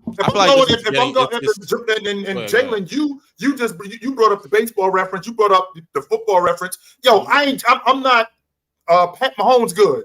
That don't mean that I ain't an elite quarterback because I ain't that good. Yeah, 100%. I'm still elite though. Phillip Rivers was an elite quarterback for a while. Drew Brees was an elite quarterback. He wasn't Peyton Manning. He wasn't Tom Brady. I ain't Peyton Manning good. I ain't Tom Brady good, but I'm still elite. Right, you ain't chopped liver. Right, and that's what he making it sound like. He making it sound like when you say that I'm not elite, that means that I'm above average. Mm-hmm. And Jamal Murray is way better than above average. Right. Yeah, I agree. But does that make him elite? Yes. If he's better than above average, he's elite. If he's better than above average, if he's better than above average, that doesn't make him elite. But because what he was on his way to doing, and then came back, and what he did, I think that makes him elite. I'm gonna hold on. I think it's playoff rising makes him. Playoff rising makes him. I'm gonna look up Jamal Murray numbers because. He's like 21. SB, that doesn't change anything, though. You could look up his numbers. You could tell us all of that, but just based on what we know, based on the eye test, and based on other guys' numbers, Jamal Murray might not be top 25, bro. So I'm just my only question is how many elite players in the league? All the numbers went up, Ron, across the board. All the numbers went up. I got you, but I don't know. I agree with both sides. When you're talking about elite players, I hear a lot of times up here specifically, these dudes talking about offensively. And what is one of the things that you guys talk about the most when you talk about offensively? A guy's ability to score. Jamal Murray is one of the best tough shot makers in the game. That'd be y'all tripping off scoring. I trip off the other things. He's one of the best tough shot makers in the game. And it translated in the playoffs. It translated into the playoffs to the point where they won the NBA championship because of that. And if he's not that tough shot maker, they're not winning the NBA championship. Man, I didn't want to get into this, but I'm saying, it translated to a championship. But just because he did that on that team and it translated, it doesn't mean that it's not a bunch of other players that couldn't have did things on that championship team that would have translated. And it doesn't mean that those dudes aren't awesome. It just means that I did it. No, you didn't see you dudes do it. And because you saw me do it, that can't take away from the fact that I am now elite. Even though I was on my way to that anyway, you do have to recognize me for being that today. Ron, I got a question though. Besides Steph Curry and Dame Lillard, who else can you put in that situation they do the same thing Jamal Murray does?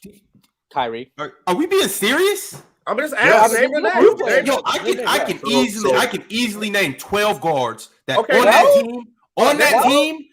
So we taking Jamal Murray off the crew. It might not have been the same exact thing, but they win. Murray off the crew. I got to hear the 12. Taking Murray off that crew. Easily. We're talking about guards.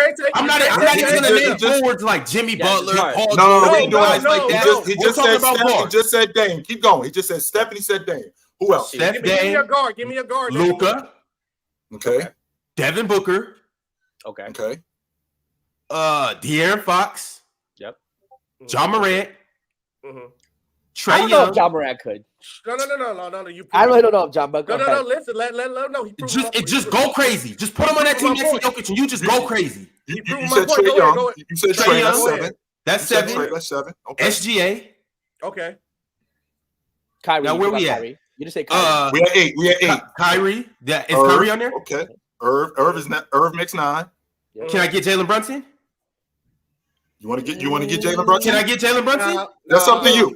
That's up to you. Wait. So what happened? So we seen Jalen Brunson next to Julius Randle. So you talking about on that championship team next to the Nuggets? Jalen Brunson? No. Good point. I got Jalen Brunson. Okay. Jalen Brunson. All right. Come on. You already know I need Tyrese Halliburton. I like her. I'm a Halliburton guy. I need Tyrese Halliburton. I don't know if he's a scorer. I don't know if he's a scorer that Jamal is. I don't know if he's a scorer. And have we said Ant? You did not say Anthony Edwards. And you didn't say Donovan Mitchell neither. Donovan Mitchell. And man, right? That's 13 guards right there. Now watch this. Hold on, wait, OG. You proved my point because how this man not elite? You name all the best guards in the position. You ain't named. But hold on, no. You name all the best guards in the league. You right. So if he want the best guards in the league, they cannot do it. You're right. But hold on, no. And this is the only thing I want to say. I'm not. No, SB, relax. I'm not saying that Jamal's not elite. I'm then just asking how many players are then elite in the league. What he did was elite. What he did was almost otherworldly. I'm not even gonna lie. And if he's able to do that, then he's elite. But then Ron, I'm just saying, almost every team in the NBA, how many players are elite? And how do we differentiate? Everybody who's a number one option on their team. Let's do it like this. Let's do it like this. Almost every team in the NBA has one elite player. So that's 30 right there. Let's say 28. Let's say 28. So almost every team in the NBA has one elite player, one superstar, one elite player on that team. Almost every team. Well, let's just say 4 teams don't have one. So we'll say 26, right? And then you go to half of those teams have a second player that's an elite player, that's an elite sidekick. Whether you're talking about an AD, whether you're talking about Jaylen Brown, who's giving you 26 a game, doing all this other stuff. Whether you're talking about whatever team you want to go to, James Harden, you know what I'm saying? Like who led the league in assists? Who led the league in assists? Average 22 points a game, right? So yeah. Well, so what we saying to you is this, bro. When you talk, my only thing with Mustard is he said that the man wasn't elite. I said that's false because he is an elite player because only elite players can do the type of stuff that he did. The players you name, they're great players, but not all of them can do what Murray did because Murray also facilitated. Ant-Man ain't showed you that he can facilitate. Ant-Man ain't showed you that he can run the point and run the show and then facilitate for other people. Ant-Man showed you he can get buckets. He haven't showed you the ability to do all that other stuff Jamal Murray has shown you. So when you're saying just anybody can go in that role and do it, that is not true because you have to be able to do all the other stuff that Murray did too. Being able to get the average of 10 assists in the finals, I think he almost averaged a triple-double, if I'm not mistaken. So I haven't never seen Ant-Man change his game and be able to adjust and change his game. So when you say some guys like Jalen Brunson, Jalen Brunson is starting to become an elite player. He's going into that wave to become an elite player. So we got to see it for like another year or so, and we'll say, oh, okay, if he does it again, goes a little further with the Knicks, we'll say, hey, man, he's one of the elite players in the game. And Ticket, even to double down on your point, right? Because my point was this. I didn't even get to the point about the fit to do what Jamal Murray do. Ron had to go so high to take the elite players. Everybody he named pretty much either a number one option on their team. So how a guy not elite, but to fit his role and to bring his impact, you had to take the best player on the other team. Every guard you name is either one of their best players on their team. But that's also my point, though, too, SB, is that all of these guys are able to do it as a solo act, if you will. I mean, some of them also got other good players and whatnot, but for the most part, these are all number one players on their team. It's hard for me to call you elite if I've never seen you be elite by yourself. We never seen Halliburton. We never seen Halliburton be elite, and you said that. What are you talking? So last season, Halliburton wasn't good. What was their record? He wasn't elite. He was good though. I love Halliburton. I don't know about Halliburton. Halliburton. Because you're saying he could have been with Jokic last year. Those players got to hold on. The reason why I say that to you, Ron, is because it's other players that have shown me that they can do better. Like SGA, he's showing me he's a young elite player. Look what he did with his team. And old boy couldn't even do that with his team, Tyrese Halliburton. He couldn't even get them in the play-in. So, I mean, he got hurt, to be fair. Halliburton. Hold on. They've been hurt too. Other players been hurt too. So that excuse goes out the window. Shea missed 25 games last year too, right? So he played like 65, 66 games. So that goes out the window. That goes out the window too. So when you look at this stuff, we can't just call players that are great players on bad teams elite. Because guess what? Jamal Murray can do that. Jamal Murray can go on the Indiana Pacers right now, average 25 and 8 assists, 9 assists, if he wants. And you won't be calling him elite. But since he's doing it on a team that's winning and he's with Jokic, see, that's the biggest part. The fact that he's playing with Jokic, this is the reason why Kobe Bryant left Shaq. Because people wasn't trying to give Kobe his props while he was playing under Shaq. So when Kobe left Shaq, he wanted to prove how great he was. And I hope this doesn't happen with Jokic and Murray, because it's getting to them type of levels where people ain't appreciating Murray. And if they continue to win and he don't get no credit, how is he going to start feeling about that as he starts to become 28, 29 years old and not getting no credit, being hidden in Jokic's shadow when he out here putting in major work too. So I'm just saying, bro, like this doesn't Murray better not leave Jokic. Because if we do, I'm telling you, we're going to have a different conversation. I'm telling you. I disagree. I think his game, and you know this, Ron, I think his game speaks for itself, bro. I just think when you look at, like, Ron, when you look at a player's game, you know when a brother got game. Like, he got game. No doubt. We ain't gonna question whether or not he got game. The stuff he got wrong. Not a lot of people in the association got the stuff he got. Like Ant-Man ain't making the tough shots that I seen him make. Ant-Man is he nasty with it, but I've seen Jamal Murray get nasty at night. So I'm just saying. Hey, I got a question because my cousin just sent me a text because he was like, "Hey, can you talk about this?" It's funny that we already on the topic of this player. It say rank these 4 players in this picture: Devin Booker, Ant-Man, Jamal Murray, or Donovan Mitchell. Rank them. Same again. Rank these 4 players: Devin Booker, Ant-Man, Jamal Murray, Donovan Mitchell. I'm gonna put. See, hold on. Hold on. I'm glad that's another thing. Y'all rank Devin Booker like that because he got CP3. But before he had CP3, Devin Booker was putting up 27 a game, and he wouldn't get the prop. Yep, that's true. But Booker without CP again, he's an amazing point guard. People don't realize how good of a passer and playmaker Devin Booker is. When CP was out, Devin Booker was creating opportunities for his teammates, passing the ball. I think he was averaging close to 8 assists a game. No, but I ain't asked you that. I asked you what he was doing before he went over there. Oh yeah, no, like he was still a phenomenal when he was there. Hold on, putting up numbers and losing, putting up numbers. Right. So is that elite? Is that elite in your mind? Because he only became elite when he had elite players come around him. See what I'm saying? I see better. He became a better player later on. No. I'm saying what I'm saying is that we only considered him elite once he got those elite players around him, because before he was just a dude putting up 26 losing. So my point to y'all, hold on. My point to y'all is, if y'all still think that, what do you all think that Devin Booker would be right now if CP3 never came over there? What do y'all think he would be? Well, Bradley Bill. Well, Phoenix Suns, they was on their way to making the playoffs. Yeah, I think they still. They wasn't Chill Town. They only won 34 games. Chill. They wasn't. No, but they were in the play-in. They was not on their way to the playoffs. The year before they got Chris Paul, they were 2 games out. I think a game or 2 games out from making the playoffs the year before. No. The play-in. So they just missed the playoffs. And they had chill. Not the playoffs. Chill. Play in. They only won 34 games. Play in. So in 20. So the year that they was in the bubble. The bubble. That was a play in. They was they was one of the worst teams, and they won 8 straight games. Remember that year you could play yourself up to get in. They won every single game in the bubble and still missed the play in. Right. Still missed the playoffs. That in 2020, the year in the bubble, I think they won 30. Yeah, they won 34 games. That they weren't gonna make the playoffs if COVID didn't happen. They was not close. They was not close to making the playoffs. Even with Devin Booker, they was not close to making the playoffs. They only won 34 games. So let's be honest. They missed the playoffs by 1 game that year. Oh, hold on for a second, Ticket. This is what you're telling me. You're telling me that they won 34 games and they finished in 10th. The Trailblazers made the playoffs with the 8th seed, and they won 35 games. They missed the playoffs by 1 game that year. Oh, that's what I'm saying. Hold on, Chris. No. You missing the point, OG. You missing the point. You're right. Chill. Hold on. Yo. I feel where you coming from. I'm saying to you, we going by the regular system. I'm talking about by now, how they playing now. Right. If I'm not talking about the players. No. But listen. Hold on. That season was special the way they did it. Remember, they tweaked the rules a little bit after that. That season, they was giving other teams an opportunity to that wasn't even supposed to be in the picture to get in. They did that with Portland. They did that with them.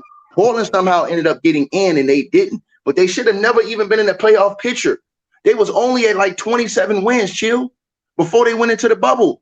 So my whole ran off 8 straight. They went off 8 straight. Yeah, that only got them to 34. So my point to Chill is, any other season they got 34, they ain't even sniffing to play in. That year was special because they let other teams come up that year into the bubble. But now, let's say they improved by 8 games, they would have been in a play in, but that doesn't guarantee you that they get to the playoffs. Is what I'm saying. So I'm saying with Devin Booker, right? So if we just keep it real, every other year until then, he never showed us that he was an elite player. He showed us that he was a good player who put up stats. Bradley Beal, all the way up until now, nobody said Bradley Beal's an elite player. I hadn't heard nobody on this show or nobody on YouTube say Bradley Beal's elite. Hold on, wait, I double down with you on it, right? Bradley Beal, and I said this OG plenty times. Everybody love to say certain players average a lot of these numbers. Bradley Beal averaged 32 years in a row. Nobody said he was elite. Nobody said he was elite or top 10 player. That's my point to Ron. That's my point to Ron and to the homie Mustard. That's my point to those two. It's like, bro, okay, he was putting up those numbers on a bad team, but we gonna discount and say a guy like Ron ain't said it because he said Uncle Mustard said it. You gonna say he ain't elite? I also think that's wrong because Bradley Beal, when Bradley Beal was putting up 30 a game, like the first year they missed the playoffs, the second year they made the playoffs, and when he was playing, they were above 500. They were actually decent when he was playing. He was hurt. Yeah, I actually think he was. I actually think he was an elite player. So, and I think he had a better seat. Like I think you could have put him on the Nuggets. Take that version, Bradley, put them on Nuggets. They can win a championship. They will win a championship. I think. Okay. Let me ask you one last question. I'm gonna leave it alone. Mars boy down there in Houston, he put up 22 a game last year, like 22. Jalen Green. How many assists he put up? Hold on. How many assists he put up? Mars, like 3, 4. Like 3. Right. And how many rebounds? Like 4. So he damn near averaged close to the numbers of Jamal Murray. Average more points and stuff. You put him on. Hold on, man. Ask your question. Hold on. So with his team with the Houston Rockets, he damn near put up the same numbers as Murray, if not better. Mm-hmm. If you put him and change him with Jamal Murray, you change him with Murray and put him with Jokic, what do you think? What do you think they do? Well, here's my thing. One. No. I want to answer the question because this is the dude that was better numbers. I don't think Jalen Green. I don't think they win with Jalen Green. But the thing is, Jalen Green, I don't think he's as good as Jamal Murray. I don't think he's as good as Jamal Murray right now. I don't think he's as good defensively. I don't think he's as good of a playmaker. I don't think he's as good of a scorer right now than Jamal Murray. His handle is not as good. It's not as tight as Jamal Murray's. You know, like he doesn't create to the level that Jamal Murray does. I don't think he's as good. I don't think Jalen Green's elite either. That's the thing. But Mustard though, if every player Mars, he can get there, but stop it. Mustard. My question is this though, because we ain't trying to like jump on you with this. But my point is this: if you only can replace an elite player to make it work, why is not Jamal Murray elite then? Facts. If you can only replace that's my point. Hey, that's a great question, SB. That was my point. That's what Bill Town was saying too. That's why we're saying he's elite. You can only put elite players in that. You only can put an elite player to make it work. I don't think. I'm not buying Bradley Beal getting on that crew, even the 30th game. That's what your ass did too, Ron. Guys like Bradley Beal, he not hopping on that crew and doing that like that. That's we just gonna have to disagree. Agree. You think Bradley Beal could get that? Hold on, Ron. Hold on, Ron. You think Bradley Beal could have did what just Jamal Murray just did?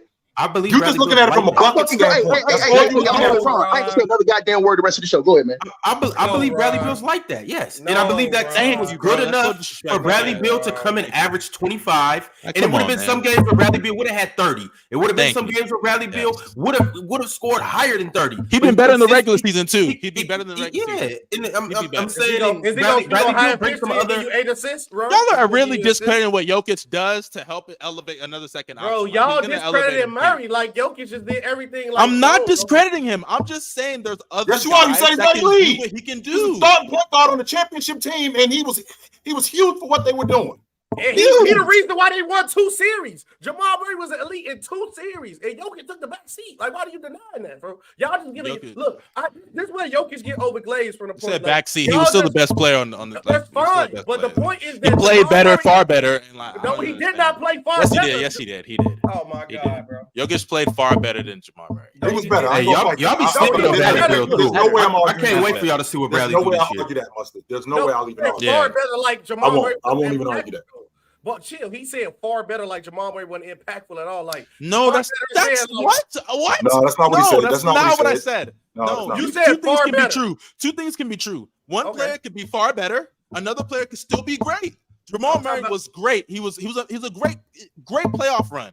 But I think there are other guys that are also great that are even better than Jamal Murray, and you could put them in that situation, and they could be great as well, if not even better. I don't understand how that's and because I think it's not ridiculous for you to say that, Mustard. Yeah, it's not ridiculous for you to say that. What's ridiculous is to say that those guys could be great who are elite, but Jamal Murray, who's also doing what these guys can do, is not elite. That's the problem. That's where the disconnect. But I don't think that. Well, it would just depend on the player. You'd have to bring up the player. Like I said, I think Bradley Beal could do it. There's a couple. I think Paul George is better than Jamal Murray. That's what I think is better than Jamal Murray. Nobody's going to deny that, though. Nobody's going to deny. As an individual player, yes, Bradley Beal, Paul George are better. Donovan Mitchell, SGA. I mean, as an individual, I already named him, Mustard. You named Trae Young, and I forgot to add. I forgot to add Bradley Beal. I apologize, Bradley. Okay, well, not right now. Not right now. Some of the best guards in the league. What do you mean not right now? So Bill lately is not even if we talking about back then, Ron. Even if we talking about back then, Ron, you had to bring up the league leading scorer. You didn't just bring up a good player. No, I get the league leading scorer. No, chill, SB. That's those levels. I get that. I get that, and I'm not what I don't want you guys to think is that I'm not saying that what Jamal didn't do was elite last year. I'm not. Jamal did that, and it was in an elite manner. But also, I have to question, what would Jamal look like by himself? I've seen all of these guys for the most part by themselves, and they're able to because all these guys that I named aren't elite. Jalen Brunson isn't elite. I don't think Tyrese is elite yet. All these guys aren't elite, but I have seen them by themselves do things that are great. So, what would Jamal Murray be without Jokic? What have you seen Jalen Brunson do by himself? Hey, Jalen Brunson was hooping this year. Luka wasn't there in the playoffs. Last I checked, Jalen Brunson had an All-NBA performer on his team. In fact, oh my God, he was the worst player in the playoffs. Worst player in the playoffs. So we clear on that. Just because y'all think he works, he was an All-NBA player. No. Jalen Brunson. Jalen Brunson. The whole idea of him being by himself. Chill out on that. We've seen Jalen Brunson in two situations in his career, right? 2 years ago with the Mavericks. I don't want to. This is unfair. This is unfair. We saw him. Thank you. He got 2 playoff wins. He got 2 playoff wins with the Dallas Mavericks against the Jazz in the playoffs, right? And then in the playoff run, he was good, but I don't think he was as good as Jamal Murray this past playoffs. But this year, better in the regular season. And the playoffs, he was cooking the Heat. Cooked the Heat, and he cooked the Cavs. The Cavs and the Heat, two of the best defenses in the league. I'm glad you brought that up. As the number one option. And I'm glad you brought that up. Julius Randle on his team. Julius Randle was so bad. And I'm glad you brought that up, Mustard. Because you know who else cooked the Heat? Jamal Murray. He cooked them in the NBA championship. It's a fact. Yeah, that's the number one. Was he the number one or no? Was he number one? Was he the best player on that team? Was he the best player on that team? Look at the level of difficulty that y'all are comparing. There's a reason why Julius Randle made the All-Pro team and made the All-Star team. The only one on the crew who did that. Was he the only one? I know Mom hates him. Did he make Jalen Brunson's job easier? He was enough. Did Julius Randle make Jalen Brunson's job easier? Did he make Jalen Brunson's job easier? For sure. And Joker made in the playoffs. He made his job easier in the playoffs. He was wasting. Oh, wait. So wait, hold on, wait, time out. Hold on, wait, Jay. Mustard, your whole argument was to bring the regular season. He wasn't the number one on that team in the playoffs. Pause. It was Jalen Brunson. Wait, no, Mustard, your ass is grass because you only want to talk about the playoffs, but the whole argument you was talking about the regular season. Get your ass up out of here. You was talking about the regular season. He was better in the regular season too. He was literally better in the regular season. He was literally better in the regular season. Ron. All right, y'all. We got to keep it pushing because the show's coming to an end soon. Hey, Mustard, give me some. Give me some. Give me some. You already know, bro. But what we got to do is we got to rank these rings from Jordan. We got 6 rings to choose from, 2 different three-peats, and I need to know which ring was the best, the most impressive, and which ring really wasn't all of that. So let's start by figuring out which ring is the worst, and then we'll just move our way up to the top. The worst. Ring. I ain't gonna lie. I'm letting y'all know now. I'm pushing the agenda to get the last dance ring number 1. So I'm pushing the agenda. The 98 one? No. Which one? Dance. So they all 6 dance. Of them was on the Last Dance. What are you talking about? No, I'm talking about the last championship was. 98. Yeah, 98. I'm pushing that as the best one. Yeah, I think I agree with it, but I think the 96. What's the question? The most impressive for Jordan, or the most impressive for the Bulls, or the one where Jordan played the best? What's the most impressive Bulls ring? No, but he said what's the least impressive one? Probably the least. We'll start with the bottom. Impressive. Yeah, 93. That's where I was going to go. Why 93? Why 93? It starts on the fact that the Suns don't move me, so okay, that's probably like the crutch of it. It sucks that we gotta pick these. I think the second three-peat is just very impressive to me. So that none of them are going to be. I mean, to double. I don't think you can ever put the first ring as the least impressive because that starts all of it. So then it ends up being between 92 and 93. To add on to the fact, out of all their rings, that 93 ring is the least amount of wins they had at 57. They won 57 games that year. Well, they finished third in the East that year. They played the Knicks in the conference finals, if I remember correctly. But which was the underdog too, Mars? Which was Jordan's? Which was Jordan's Knicks defense? So if we go through the 92, 93 run, they played the Hawks in the first round, swept them. They played Cleveland in the next round, swept them. Then they beat the Knicks 4-2, and then they beat the Phoenix Suns in Barkley. So swept the Knicks. Technically swept the Knicks too, because they lost the first two games, and the Knicks didn't win another game after that. So swept them too. So they pretty much swept the whole field, besides the Suns. So the Suns don't move me.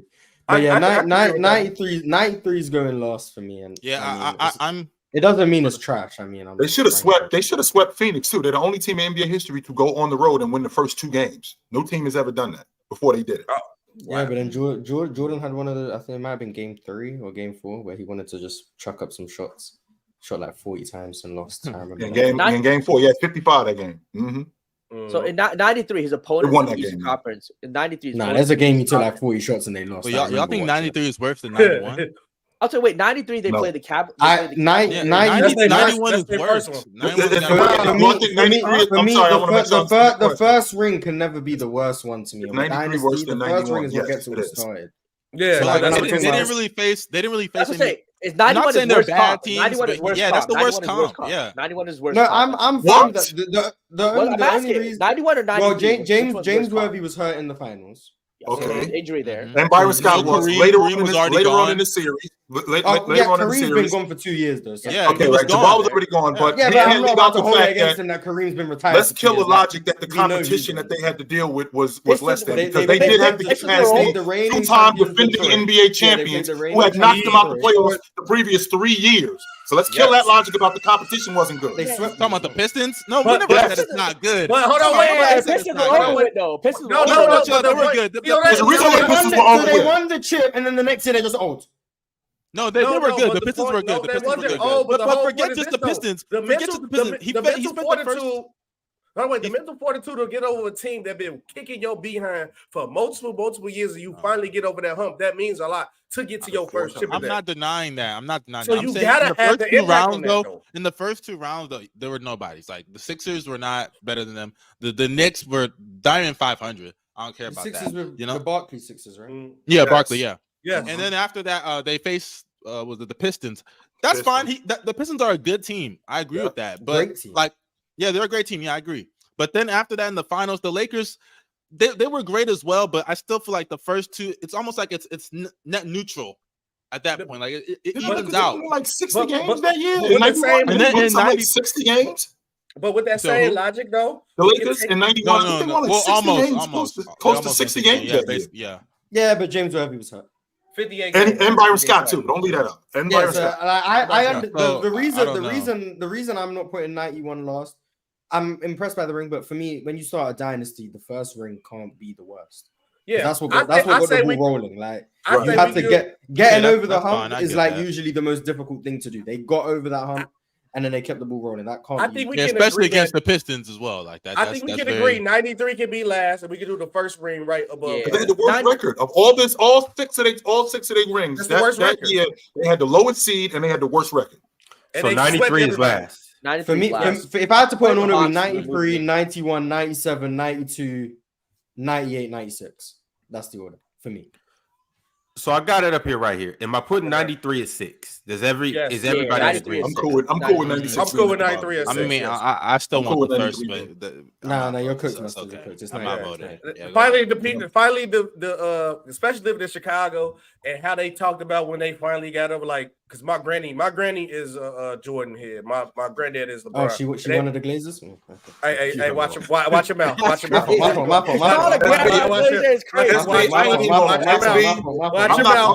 gonna keep it all. I'm gonna keep it 100 with you, SB. I ain't from Chicago. When that Eastern Conference Championship started in '91, I felt like I was from that neighborhood. Like, yo, let's go get these dudes. I'm coming with you dudes. We getting these dudes out of here. And I ain't even from Chicago, and I was with them. We getting rid of Detroit ass. It was a serious thing. Cause like I said, in my household, I grew in the household argue. Even my grandma and granddad still argue to this day watching the game. Because my granddad is LeBron here. My grandma loved the Bulls. They still argue to this day. Been together forever. They 90 and 80. But the whole point is, I'm saying, like, I done heard the stories and understand how big it was to finally defeat the Detroit Pistons team. So it meant a lot to the city to finally beat them. And they won after that too. So it meant a lot. And it had to walk off the court and don't shake their hand. It was they go. That was petty. That was petty. Yeah, they was petty for that. They go crazy over there. So yeah, no, that I can't put the first run last. I can't. It's impossible. Yeah. I'll put them second last though. I'll put them second. Yeah, I'm about to say it has to be second to last, right? Can we agree on that? Yeah. Agreed. Yes, agreed. Does everybody agree that the Lakers championship was the second worst? Ticket. We'd love to hear from you on this too. Second worst just sounds like we're just. It just does, doesn't it, Mars? I don't look at it. But all of these are championship runs. Yeah, they're all championship. Fifth best. There we go. Fifth best. There we go. Fifth best. There we go. Yeah, they're all championship runs. Like that 97. That 97. I mean, they won 69 games that year. Yeah, can't leave that out. They won 69 games that year. The second three-peat, they won 60+ games. I think that's the 97 Bulls, yeah, but because the Miami Heat conference finals, Jesus Christ. If you want to see some real defense, it was terrible. If you want to see defense, that's one of Jordan's worst shooting series. They got through. No, I agree. But the Jazz in the finals, but the first two rounds, I think this is my agenda to push the last championship run. Washington, because they did. The Bulls didn't go through none of the extra stuff they went through. Do any of their championship run. That last championship run was the hardest ring to get. You had Scotty out for majority of the season. You had dealing with Rodman nonsense. Jordan wasn't playing the same, and still for them to compete and win that championship out there. 62 for everything they went through to still win 60+ games is crazy. That's why I have it number 2. I think it has to go 1. I get the 72 and 10. You can't argue. Yeah, 72 and 10 gotta be 1. No, it's tough. It's tough. Wait, you can say that 98 was more impressive because of what they had to go through. That's why it's 1. The challenges they have to go through. I get that logic. That's more impressive. That's more impressive than winning 72 games. I'm with you though, about 72 and 10 is still. I'm still put number 1, but I get SB's logic. His logic. No, so do I. 1,000%. Thank you. Hold on, wait. Somebody said in the chat, you had your starting power forward wrestling on WCW mid-season, and you still won 60+ games. No, not in the middle. Not in the middle of the season. During the finals. During the finals, come on, wrestling. He was still producing, man. What are we doing? He was still producing. He was though. I was about to say he was still producing. That was going on. I got a question. If we had the finals right now, Jamal Murray going WWE and wrestling Roman Reigns in the mid-finals, what type of conversation are we having? Hey, if he comes out of hoops, it's going crazy. Come on, man. No, man. I see your point, but 72 and 10, like. But you know what motivated the 72 and 10? They lost to the Magic. Jordan came out pissed in that next season. They was all guns blazing. That's what makes everything was fully motivated. But this season, everything was going wrong to still win 60+ wins and win a championship. Come on, man. Do you know how hard it is, like, to only lose 10 times during the season? No, it was impressive. But Jordan was at the that's insanely impressive. And they had a couple of 73 and 9 Warriors, same thing. But they shouldn't have lost. Like they ended up losing late in the season to Toronto. They up in Toronto. Toronto was terrible. They shouldn't have lost to Toronto. They should have lost that, yeah. No way they should have lost. And the playoffs, they played. I mean, the Knicks aren't the same, but they played the Knicks. They played the Heat. They got back on the Magic, who beat them the previous year, swept them. They were like, "You ain't about to beat us in any game." Swept them. Then they beat the Sonics in the final. Like, even the playoffs were just impressive. Can I add something real quick? Probably their best finals matchup, to be honest. I'm gonna go 72 and 10. So Bama, because I know Ron doing the chart. So pretty much, if we got 93 last and the 90-91 number 5, so that means is 91 for sure number 5? Yes. Yeah. So 91, 92 is number 40, and so the second three-peat is the top three pieces. For me, 97 is. I'm cooked. I'm cooked on this. I'm cooked on this because I think the 92 team is the best team Jordan was on. That's why I have it above 97. That's why I have it above 97. Okay. I think that 92 team, I think that's the best team he ever been on. Even with the 73 win team, that 69 win team, I think that 1991-92 Bulls team was the best team that he was on. That was the year after they had won the NBA championship. It was right before the Olympics. They would establish themselves at that point that y'all better get used to seeing us because we're going to be around for a while. Scottie Pippen took that next step up where he now is making an all-NBA team. Now he's making an all-star team starting in the game. BJ Arms, this team was gelling. They were getting better. They won 67 games that year. Jordan had at that point had figured out who the NBA was and who he was. I honestly think that was the best team that he was on. That 1991. Kukoc wasn't there though, right? Kukoc came in the second quarter. He came in 94. But I'm with you. That's why 97 for me would be below 92 because 92. Not only is that the best Jordan I've ever seen, the athleticism, the best version of it, the mid-range. All of that, plus that team was just so well oiled. I think it's the best offense they ever had. I think the second three-peat was more focused on defense, which is great. But that offense of the Bulls was just so high level. For me, 97 would just fall back. So the second ring of the second three-peat you got at I got 97 at 4. 97. Why you got 97 at 4? Because it's below 96 and 98 for the reasons they're all great. They're all great. Yeah, and then when it comes to picking between 92 and 97, I think 92 is clearly the best of the first three. Based on the fact that Jordan was at his best, the team was at his best. So I'm just gonna have to edge that over 97. But I'm not gonna lie, after 91 and 93, I think the top 4 rings are just like all-time great rings. Yes, they is. So for the fourth best ring. What are you guys feeling? Mars is just he just alluded to 97, right?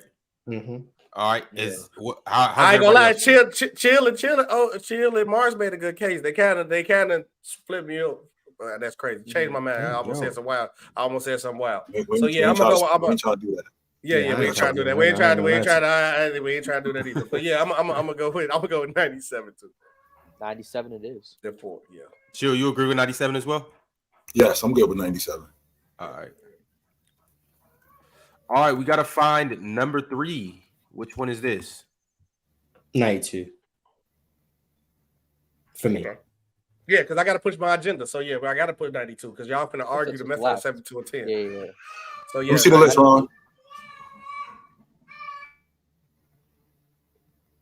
Well, I got to turn that you got to turn that cocoa meal, my boy. 93, 91, 97. It's 92. Yeah, we 92 here. Yeah, 92. Yeah.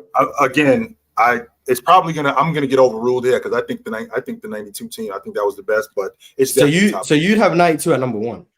I would. I think that's the best team Jordan was on. So we gonna put 72 and 10 at 3 there? No. I'm sticking with 92 at number. No. Wait, OG. You sound like 72 and 10 at 3 there, right? That with the 72 and 10 team, first of all, that was a different version of Jordan. Jordan was coming back to Jordan was trying to get back to who he was. That was a completely different unit that was constructed completely different. That 1991-92 team, they had been together at that point, I believe, for like 5 or 6 years at that point, and it was a well-oiled machine with Cartwright, with Jordan, with Cliff Livingston, with BJ Armstrong, with Kerr. These guys had known each other. The triangle offense, they had it down at that point. It was one of the best offenses I think it might have been the best offense that they had at that point. And Jordan, and you and I have had this conversation about Jordan and James. 2013 James, that's 92 Jordan. That's the best version of Jordan that I had seen at that point. And I think that he was the best at that point. So when I think about the best teams that he was on, that 1991-92 team, I mean, they ended up, let's see, if I remember the playoffs correctly, they ended up in a 7-game series against the New York Knicks, who basically tried to beat them up. And they basically served them. They beat a bigger Cavs team in 6 games, handled them, and then they get into the NBA championship where they're down in the series, where they're down 15 points in game 6, and that second unit comes back and gets them back in the game, and Jordan closes the game out, and they win that series. That was probably the best. I think that's the best team that he's ever been on. Yeah, I know. Wasn't it the 72 and 10 year? That's the year he punched Steve Kerr in the eye. No, that was that was the year he came. The year he came back. Actually, that is that year. You're right. Okay, bad teammate tax. So we're gonna tax him for being a bad teammate, and so we're gonna put that at 3. He's always found out about it just recently. He's always been that. It's not like Yeah. new. I know. I'm trying to nitpick. We splitting hairs here, so I gotta find something to put it there. All right, number 3, Mars. You have said 92. With 92, Jalen. I went 92. 92, SB. I want to say 72 and 10 so we could get the agenda push, but I guess 72 and 10. I'm gonna push my agenda. Chill. I'm cool with 72 and 10 too. Let's go. All right, we got a split right now. Let's go. Hey, Ticket, I need you to come in and tell me which ring was better at a Jordan. Didn't I tell y'all I wasn't gonna say nothing else since you said that bullshit? Mustard is gone, Ticket, man. Go on, Ticket. Man. Don't worry. No, I'm talking about Ron, nigga. I ain't talking about sour mustard. I'm talking about Ron talking that Bradley Beal bullshit. He know he was capping. You had to been capping, Ron. How you ranking these Jordan come up here and cap? Nah, I know you wasn't capping. You meant that shit, bro. That's 70. That's a perennial goddamn loser supposed to all of a sudden go win a chip with Jokic and Bradley. Come on, Ron, man. Yeah, because it's Jokic. Anyways, though, I think you Oh, said here comes the Jokic glaze. Yeah. You said was the best or the worst? You said was the best or the worst? We go number 3. We go number 3. What ring is better, the 92 Bulls or the 96 Bulls? 96. 96 is better, so pack 92 up. I think 96 is better because you had Dennis Rodman on it. Yep. Man, What 92 packed ring up. was more impressive? He said 96 is more impressive. 96 is more impressive. No, I'm saying I think 96 was more impressive because when you get a guy like Dennis Rodman, bro, like at that point in time in his career, everything that was going on with Hot Rod, he was a live wire. He was that was the biggest challenge I think of that whole team is dealing with their own inner situations. So dealing with because if Hot Rod goes off the wheels one time, that could have cost them a championship. Look, I need you to stay here for this next case I'm finna make. I'm glad at every point you making right now. All right, so stay. I'm just saying. I mean, that's just truly how I feel. I don't feel like. Listen, if they would have had somebody else, it'd have been much more harder. But with Hot Rod, man, to keep him on track at that time, like remember, it was a lot of other situations he had going on in his life, bro, and. He could have easily just retired and never played basketball again. I don't think any other team probably would have took a chance on him at that time. All right, y'all. So from 6 to 1, from worst to best so far, we have the 1993 ring versus the Suns. We got the 1991 ring, his first ring versus the Lakers. Then we got the 1997 ring versus the Jazz. And at 3, we just chose the 1992 ring versus the Portland Trail Blazers. Now we got 2 more. We got The Last Dance, 1998. And then we have 1996, where they went 72 and 10. We got to differentiate between these 2 rings, fellas. See, look, like the point that Ticket was even just harping on. So, Ticket, make sure you listen because you're going to be the deciding vote. I already know what's coming. So, everything he just already harped on with Dennis Rodman being a loose cannon. Then you had Scottie Pippen with the injury out the whole time. Then with Scottie Pippen being out, he turned Dennis Rodman into a number 2 option, and he was holding it down. Then go take a break. Then go do WCW during that time. And Michael Jordan wasn't the same. I think this ring has to be number 1 because you look at the 72 and 10 ring, they was pushing on all cylinders. Jordan, only problem was maybe with Robin being a loose cannon, but Scotty was at top tier, all the role players at top tier, and Jordan was on a mission that year. So they was playing great. But that last run, and knowing that was gonna be the last championship where they told you could go 82-0 and I still wouldn't hire you. It was so much turmoil going with that team, and to still win 60+ games and to still win the championship. I think you have to put that number 1 because no other championship had that many problems. All the other championships, most problem you had was Jordan being a loose cannon and being a crazy leader, and then Rodman during the second run. That's it. But no other championship had that many problems. No other team in NBA history can go through all that and still win the championship and still win 60+ games. So I'm voting the Last Dance ring number 1. 72 and 10. That ain't enough.